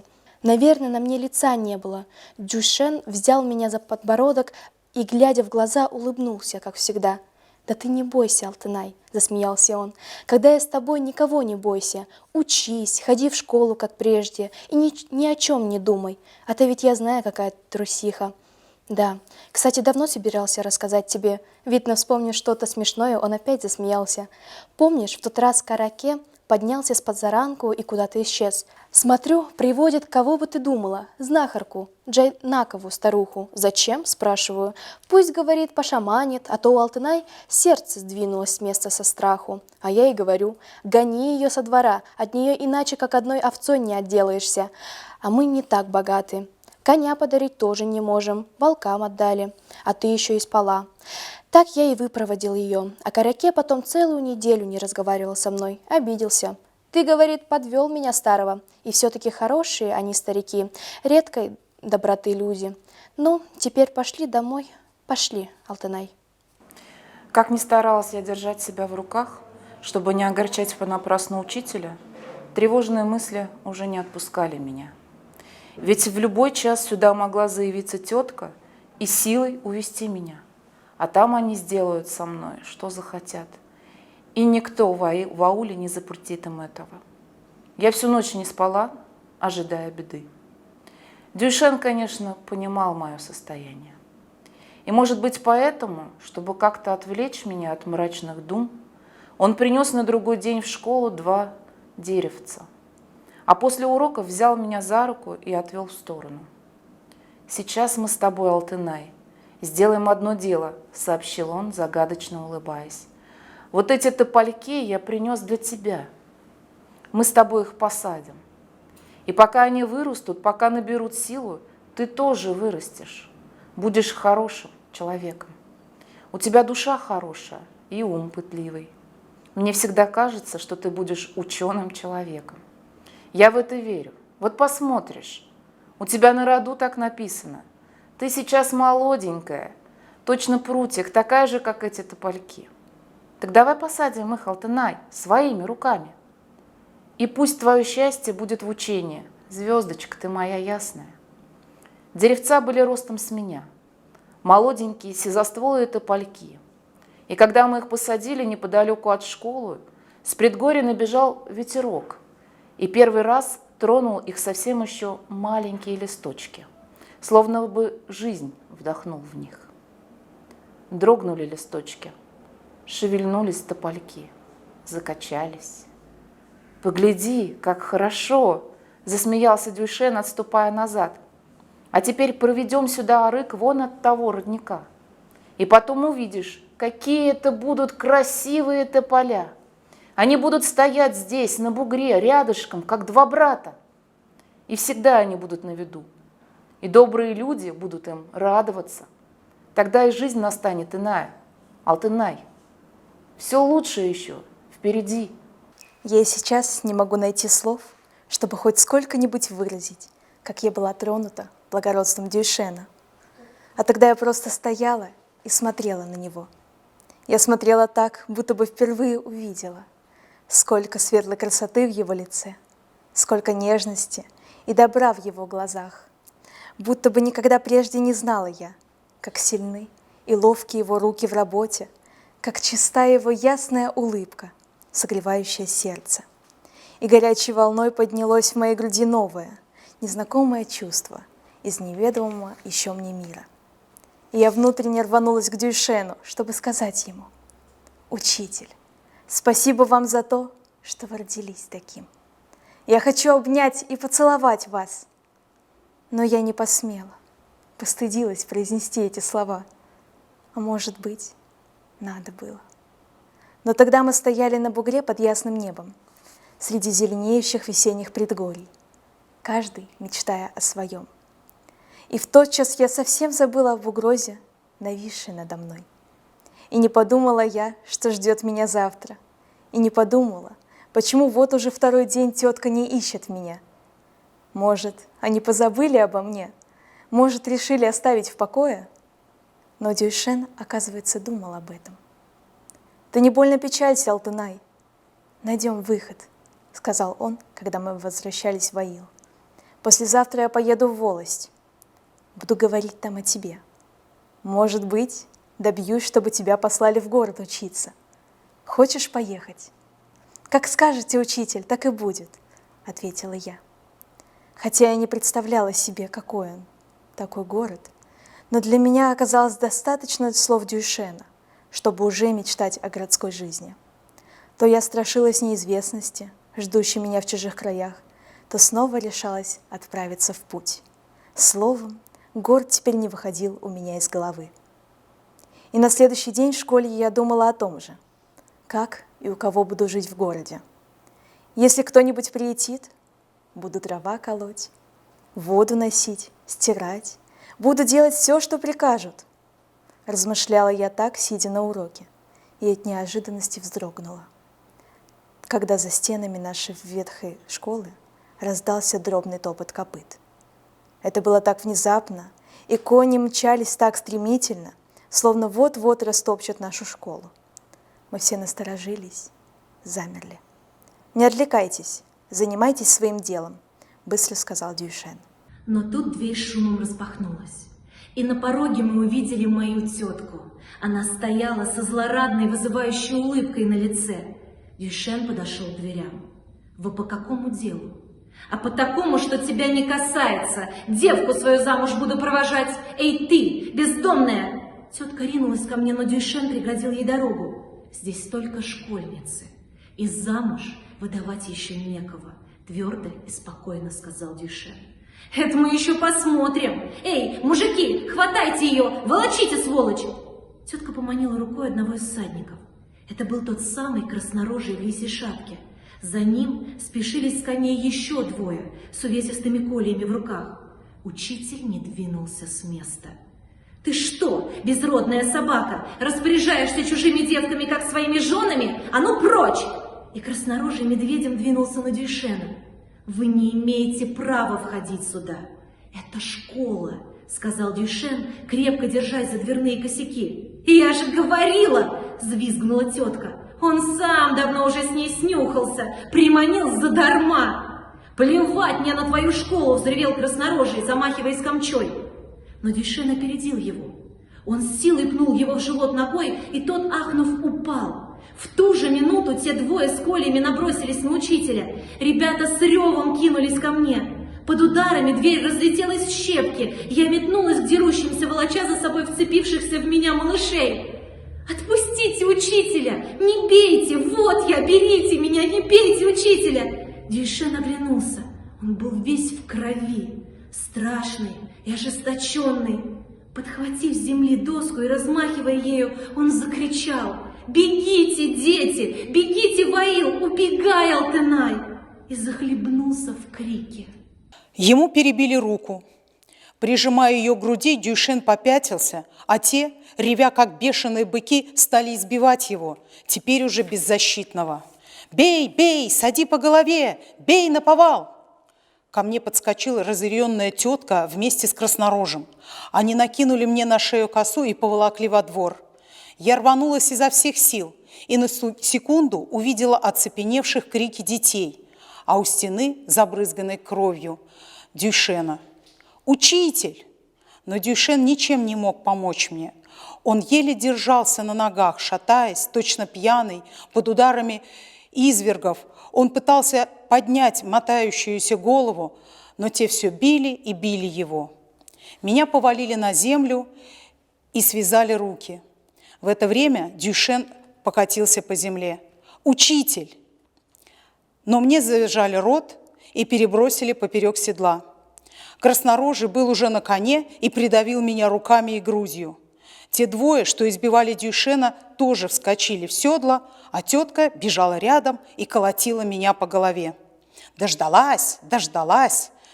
Вот как я выпроводила тебя, и учителю твоему конец!» Но это был еще не конец. Сзади донесся вдруг отчаянный крик: «Алтынай!» Я с трудом подняла повисшую с коня голову и глянула. За нами бежал Дюшен. Избитый до полусмерти, окровавленный, он бежал с булыжником в руке, а за ним следом, с плачем и криком, весь наш класс. «Стойте, звери, стойте! Отпустите ее, отпустите! Алтынай!» – кричал он, догоняя нас. Насильники приостановились, и те двое закружились на конях вокруг Дюшена. Ухватив зубами рукав, чтобы не мешала перебитая рука, Дюшен приметился и метнул камень, но не попал. И тогда те двое свалили его в лужу 2 ударами кольев. В глазах у меня помутнелось, и я только успела еще заметить, как ребята наши подбежали к учителю и в страхе остановились над ним. Не помню, как и куда меня привезли, очнулась я в юрте. В открытый купол заглядывали ранние звезды, спокойные, ничем не потревоженные. Где-то рядом шумела река, да слышались голоса ночных петухов, стороживших отары. У потухшего очага сидела угрюмая, высохшая, словно коряга, старая женщина. Лицо ее было темное, как земля. Я повернула голову в другую сторону. О, если бы я могла убить его взглядом! Чернуха «Подними ее», — приказал краснорожий.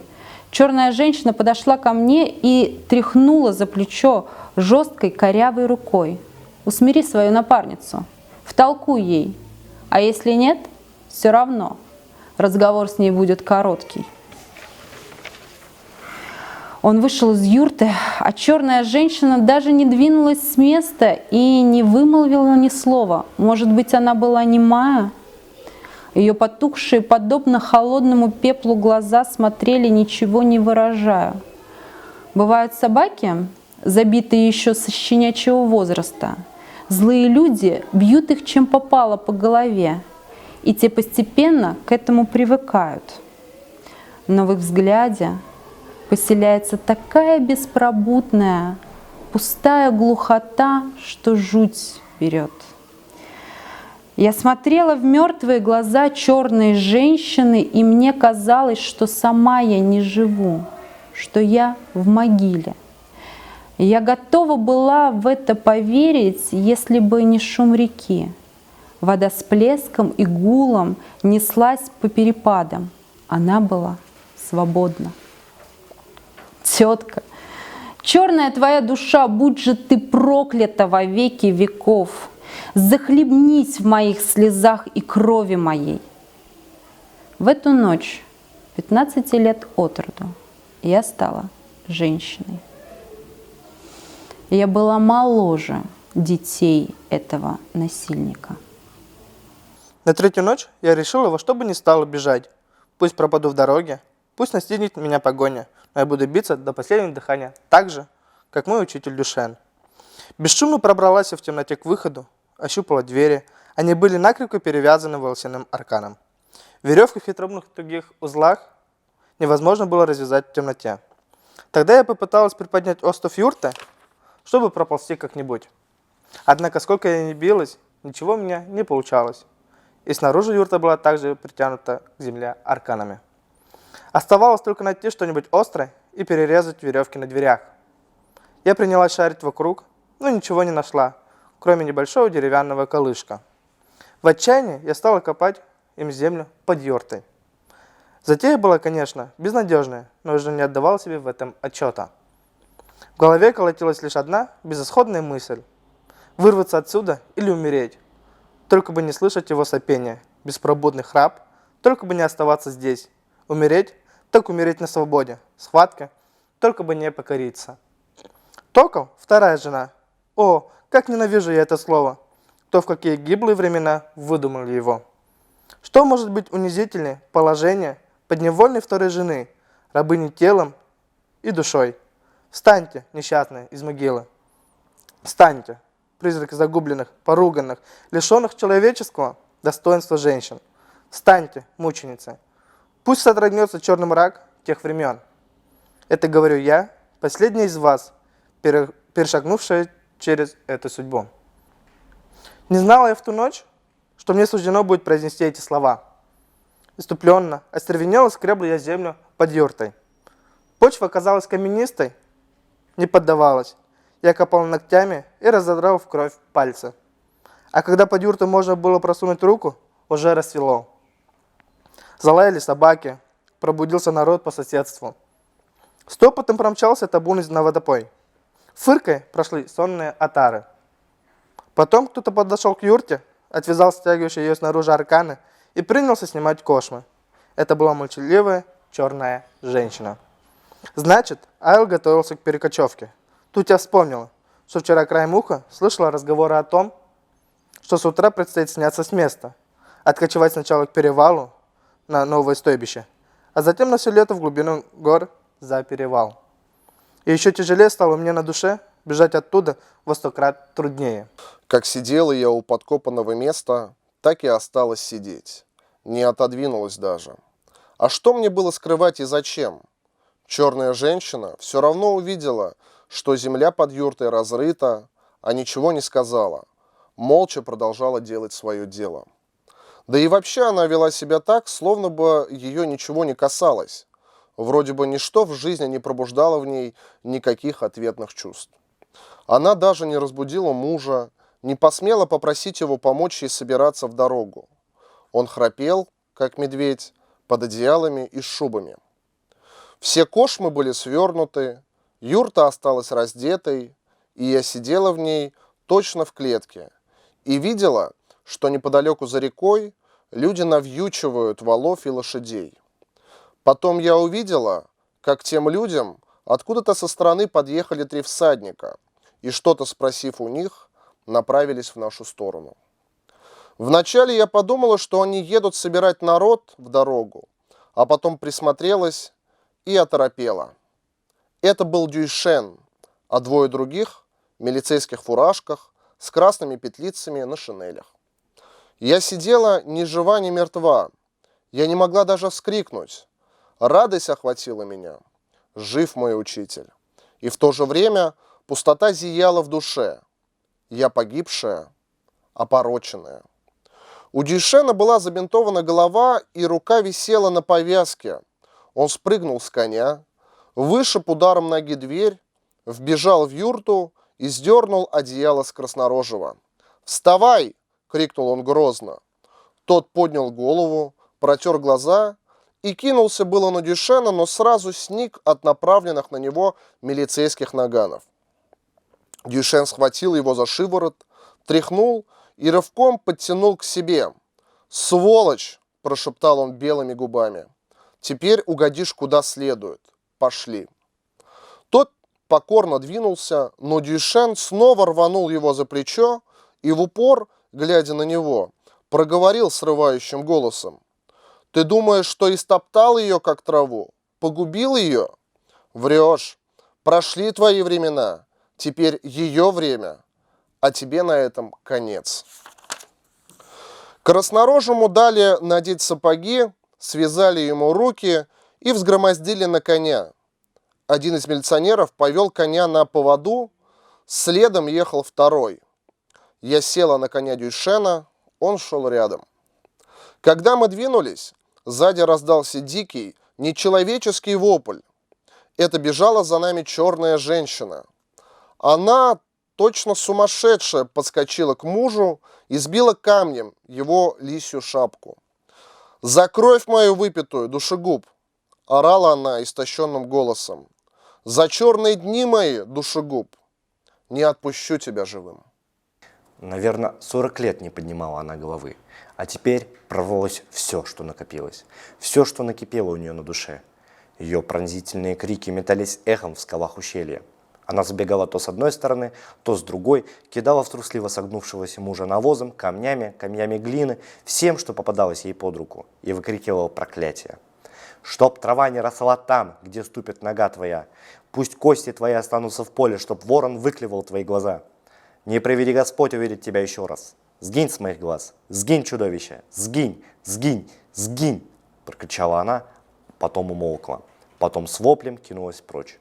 Казалось, она убегала от своих, развивающихся на ветру волос. Подоспевшие соседи пустились на конях догонять ее. Как после кошмарного сна гудело у меня в голове. Пришибленная, угнетенная ехала я на коне. Дюйшен шел чуть впереди, держа в руке повод. Он молчал, низко опустив забинтованную голову. Прошло немало времени, прежде чем злосчастное ущелье осталось позади. Милиционеры уехали далеко вперед. Дюйшен приостановил лошадь и первый раз посмотрел на меня измученными глазами. «Алтынай, я не сумел уберечь тебя. Прости меня», — сказал он. А потом взял мою руку и поднес к своей щеке. «Но если ты даже простишь меня, я сам никогда не прощу себе этого». Я зарыдала и припала к гриве коня. А Дюйшен стоял рядом, молча гладил мои волосы и ждал, пока я наплачусь. «Успокойся, Алтынай, поедем», — сказал он наконец. «Послушай, что я тебе расскажу. 3-го дня я был в волости. Ты поедешь учиться в город. Ты слышишь?» Когда мы остановились в звонкой светлой речушке, Дюйшен сказал: «Сойди с коня, Алтынай, умойся». Он достал из кармана кусочек мыла. «На, Алтынай, не жалей. А хочешь, я отойду в сторону, попасу лошадь, а ты разденься, искупайся в речке. И забудь обо всем, что было, и никогда не вспоминай об этом. Выкупайся, Алтынай, легче станет. Ладно?» Я кивнула головой, и когда Дюйшен отошел в сторону, я разделась и осторожно вступила в воду. Белые, синие, зеленые, красные камни глянули на меня со дна. Быстрый голубой поток закипел с говорком у щиколоток. Я зачерпнула пригоршнями воду и плеснула себе на грудь. Студенные струйки побежали по телу, и я невольно засмеялась. Первый раз за эти дни. Как хорошо было смеяться. Еще и еще раз я обдала себя водой и потом бросилась в глубину потока. Течение стремглав выносило меня на отмель, а я снова и снова кидалась в бурнистый брыжущий поток. Унеси, вода, с собой всю грязь и погонь этих дней. Сделай меня такой же чистой, как ты сама, вода, шептала я и смеялась, сама не зная чему. Почему следы людей не остаются навеки на дорогих им памятных местах? Если бы сейчас я нашла ту тропу, по которой мы возвращались Дюшеном с гор, я приникла бы к земле и поцеловала бы следы учителя. Тропа – это для меня всем дорогам дорога, да будет благословенный тот день, та тропа, тот путь моего возвращения к жизни, к новой вере в себя, к новым надеждам и свету. Спасибо тому солнцу, спасибо земле той поры. А через 2 дня Дюшен повез на станцию. Оставаться в Аиле после всего, что случилось, я не захотела. Новую жизнь надо было начинать на новом месте. Да и люди нашли мое решение правильным. Провожали меня Сайкал и Караке. Они суетились, плакали, как малые дети, совали мне кульки, узелки на дорогу. Пришли попрощаться со мной другие соседи, даже спорщик Сатымкул. «Ну, с Богом, детка», — сказал он мне, — «светлого пути тебе. Не робей, живи по наказу учителя Дюшена, и не пропадешь». Да что уж говорить, мы тоже кое-чего понимать стали. Ученики из нашей школы долго бежали за бричкой и долго махали мне вслед. Я уезжала вместе с несколькими ребятами, которых тоже отправляли в ташкентский детдом.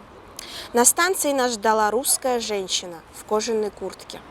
Сколько раз потом проезжала я мимо этой затененной тополями маленькой станции в горах. Мне кажется, что половину сердца своего я навсегда оставила там. В сиреневом, зыбком свете весеннего вечера было что-то такое грустное и щемящее, словно бы сами сумерки знали о нашем расставании. Дюшен старался не показать, как больно ему, как тяжело у него на душе, но я-то ведь знала. Такая же боль горячим комом подкатывала у меня к горлу. Дюшен пристально смотрел мне в глаза, руки его гладили мои волосы, мое лицо, даже пуговицы на моем платье. «Я бы тебя, Алтынай, никогда ни на шаг не отпустил от себя», — сказал он, «но не имею права мешать тебе. Ты должна учиться, а я ведь не очень-то грамотен. Уезжай, так лучше будет. Может, ты станешь настоящим учителем, и тогда вспомнишь нашу школу, может, и посмеешься. Пусть будет так, пусть будет так». Оглашая эхом станционное ущелье, вдали загудел паровоз. Завиднелись огни поезда, народ на станции зашевелился. «Ну вот, сейчас ты уедешь», — дрогнувшим голосом проговорил Дюшен, сжимая мою руку. «Будь счастлива, Алтынай, и главное, учись, учись». Я ничего не могла ответить. Слезы душили меня. «Не плачь, Алтынай!» Дюшен вытер мне глаза и вдруг вспомнил. «А те топольки, что мы с тобой посадили, я сам буду растить. И когда ты вернешься большим человеком, ты увидишь, какие они будут красивые». В это время подоспел поезд. Вагоны остановились с шумом и лязгом. «Ну, давай попрощаемся». Дюшен обнял меня и крепко поцеловал в лоб. «Будь здорова, счастливого пути. Прощай, родная. Не бойся, иди смелей». Я прыгнула на подножку и обернулась через плечо. Никогда не забыть мне, как стоял Дюшен с рукой на перевязи и смотрел на меня затуманенными глазами. А потом потянулся, словно хотел прикоснуться ко мне, и в эту минуту поезд тронулся. «Прощай, Алтынай! Прощай, огонек мой!» — крикнул он. Прощайте, учитель! Прощайте, дорогой мой учитель!» Дюйшен побежал рядом с вагоном, потом отстал. Потом вдруг рванулся и крикнул: «Алтынай!» Он крикнул так, будто забыл сказать мне что-то очень важное и вспомнил. Хотя и знал, что было уже поздно. До сих пор стоит у меня в ушах этот крик, исторгнутый из самого сердца, из самых глубин души. Поезд миновал туннель. Вышел напрямую и, набирая скорость, понес меня по равнинам казахской степи к новой жизни. Прощай, учитель. Прощай, моя первая школа. Прощай, детство. Прощай, моя первая, никому не высказанная любовь. Да, я училась в большом городе, о котором мечтал Дюйшен, в больших школах с большими окнами, о которых рассказывал он. Потом кончил рабфак, и меня послали в Москву, в институт. Сколько трудностей пришлось мне испытать за долгие годы учебы. Сколько раз я была в отчаянии. Казалось, нет, не осилю я премудростей науки. И всякий раз, в самые тяжелые минуты, я мысленно держала ответ перед моим первым учителем и не смела отступать. То, что другим давалось сразу, я постигала с величайшим трудом, потому что мне пришлось начинать все с азов. Когда я училась на рабфаке, я написала учителю письмо и призналась, что люблю его и жду. Он не ответил. На том и оборвалась наша переписка. Я думаю, что отказал он мне и себе, потому что не хотел мешать мне учиться. Может быть, он был прав. А может быть, были какие-нибудь иные причины. Сколько я перестрадала и передумала в ту пору. Свою первую диссертацию я защитила в Москве. Для меня это было большой, серьезной победой. За все эти годы я не смогла побывать в Аиле, а тут началась война. Поздней осенью, эвакуируясь из Москвы во Фрунзе, я сошла с поезда на той самой станции, с которой провожал меня мой учитель. Мне повезло, я сразу нашла попутную бричку, которая направлялась через совхоз в наш Аил. О, родимая сторона, в тяжелое для нас военное время пришлось мне наведаться к тебе. Как не радовалась я, глядя на преображенную землю. Выросли новые аилы, распахано много полей, построены новые дороги и мосты. Но война омрачила эту встречу. Приближаясь к аилу, я волновалась. Я осматривалась издали новые, незнакомые улицы, в новые дома и сады, а потом глянула на тот бугор, где стояла наша школа. И дыхание у меня перехватило. На бугре рядышком стояли два больших тополя. Они покачивались на ветру. И первый раз я назвала человека, которого всю жизнь называла учителем, просто по имени. «Дюйшен», – прошептала я. «Спасибо тебе, Дюйшен, за все, что ты для меня сделал. Не забыл, значит, думал. Как это похоже на тебя». Увидев слезы на моем лице, паренек-возница встревожился. «Что с вами?» «Да так, ничего. Ты знаешь кого-нибудь из этого колхоза?» «Знаю, конечно, все тут свои. А Дюйшена знаешь? Ну, тот, что учителем был». «Дюйшена? Так ведь он в армию ушел. Я сам его из колхоза на этой бричке в военкомат отвозил». У въезда в Аил я попросила паренька остановиться и сошла с брички. Сошла и призадумалась. Идти сейчас по домам в такое тревожное время и искать знакомых, спрашивать: «Помните ли вы меня? Я, мол, ваша землячка». Я не решилась. А Дюйшен был уже в армии. И еще, я поклялась никогда не бывать там, где живут моя тетка и дядя. Людям многое можно простить, но такое злодеяние, я думаю, никто никому не простит. Я даже не хотела, чтобы они знали, что я приезжаю в Аил. Я свернула с дороги и пошла к тополям, на бугор. Эх, тополя, тополя, сколько же воды утекло с тех пор, когда вы были молоденькими, сизоствилыми деревцами. Все, о чем мечтал, все, что предсказывал человек, посадивший и вырастивший вас, сбылось. Что же вы так грустно шумите? О чем печалитесь? Или жалуетесь, что зима приближается, что холодные ветры обрывают вашу листву? Или боль и скорбь народная гуляет в ваших стволах? Да, еще будет зима, и стужи будут, и лютые бураны, но придет и весна. Я долго стояла, прислушиваясь к шуму осенней листвы, а рык у подножия деревьев был кем-то недавно расчищен. На земле еще сохранились глубокие, почти свежие следы китменя. Отстоявшаяся светлая вода в полном арике чуть рябила, и на ней колыхались желтые листья тополей. С бугра мне была видна крашеная крыша новой школы, а нашей уже и в помине не было. Потом я спустилась с дороги, встретила попутную бричку и поехала на станцию. Была война, потом пришла победа. Сколько горького счастья привалило народу, детвора бегала в школу.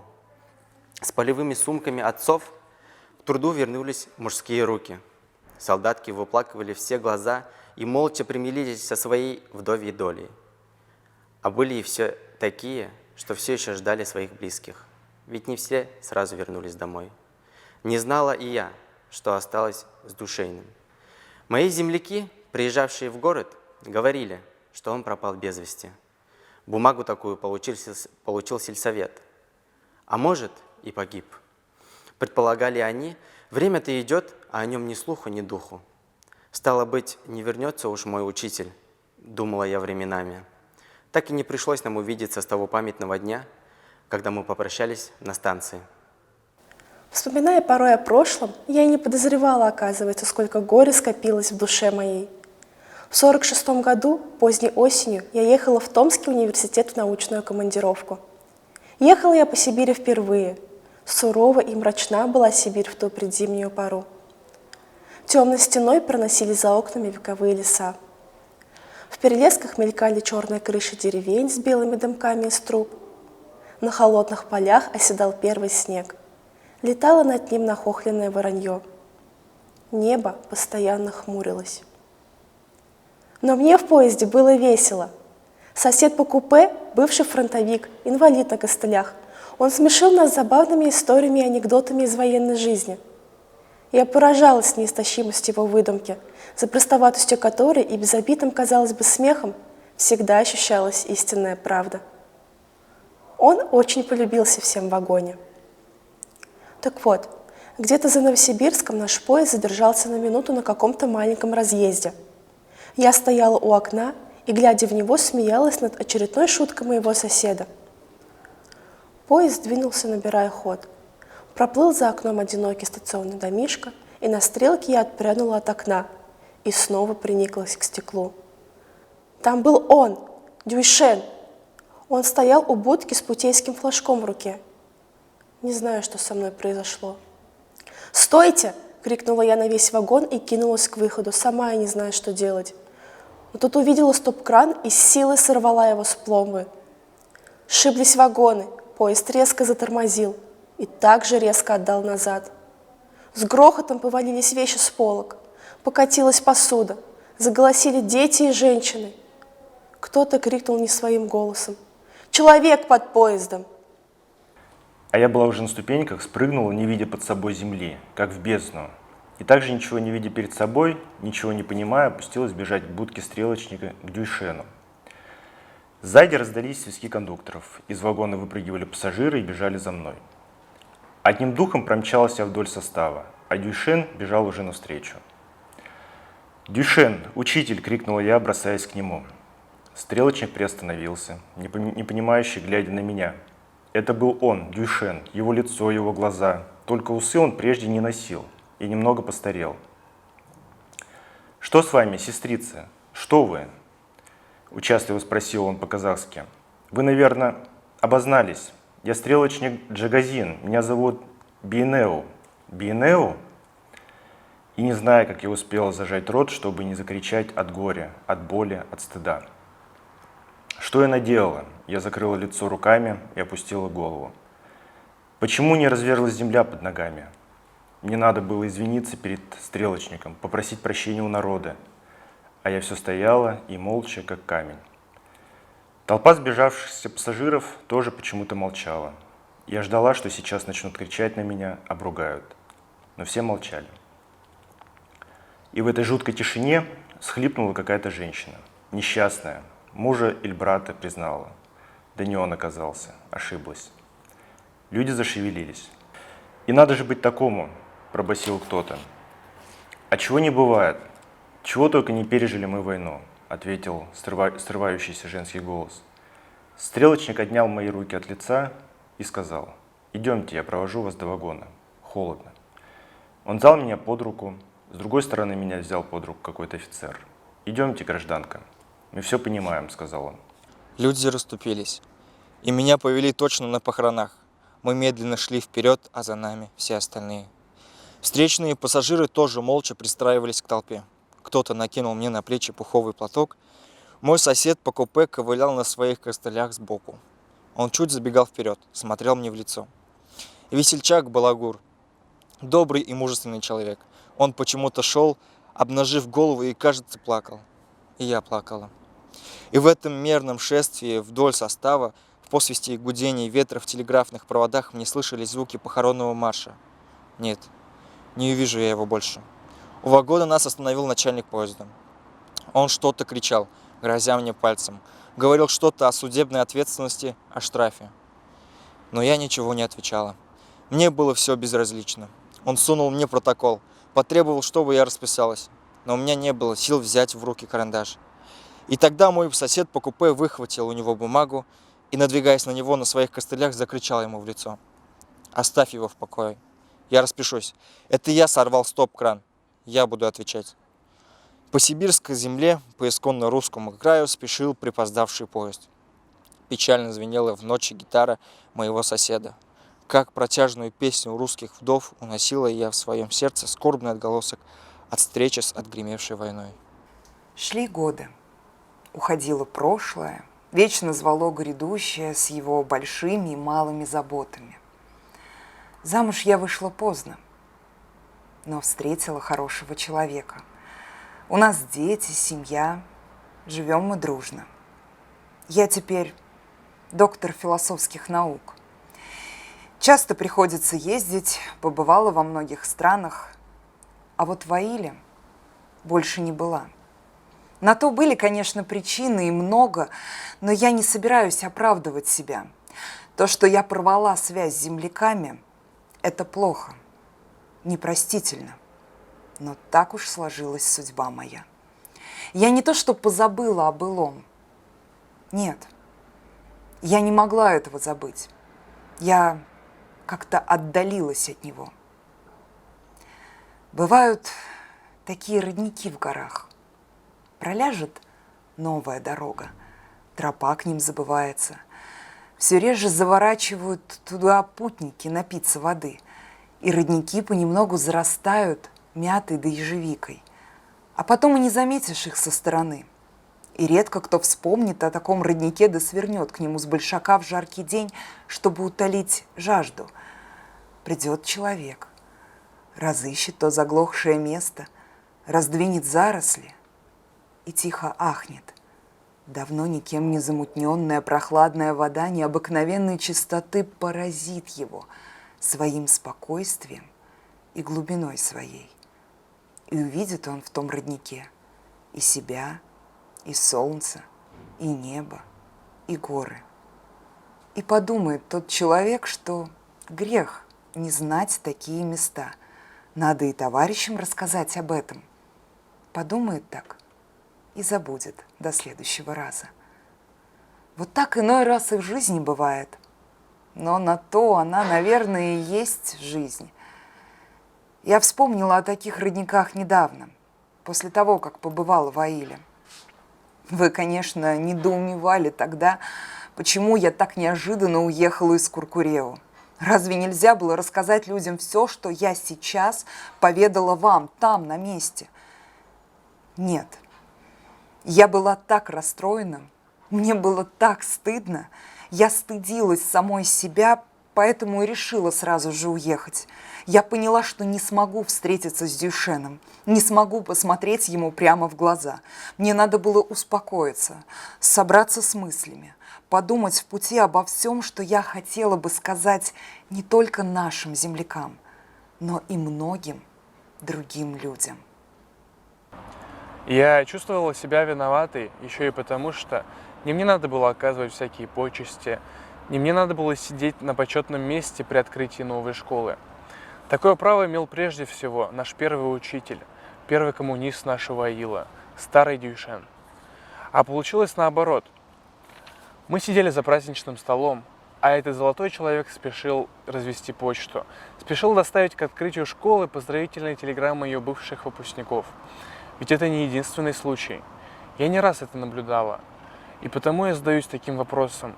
Когда мы утратили способность по-настоящему уважать простого человека, как уважал его Ленин? И слава Богу, что мы говорим о подобных вещах без ханжества и лицемерия.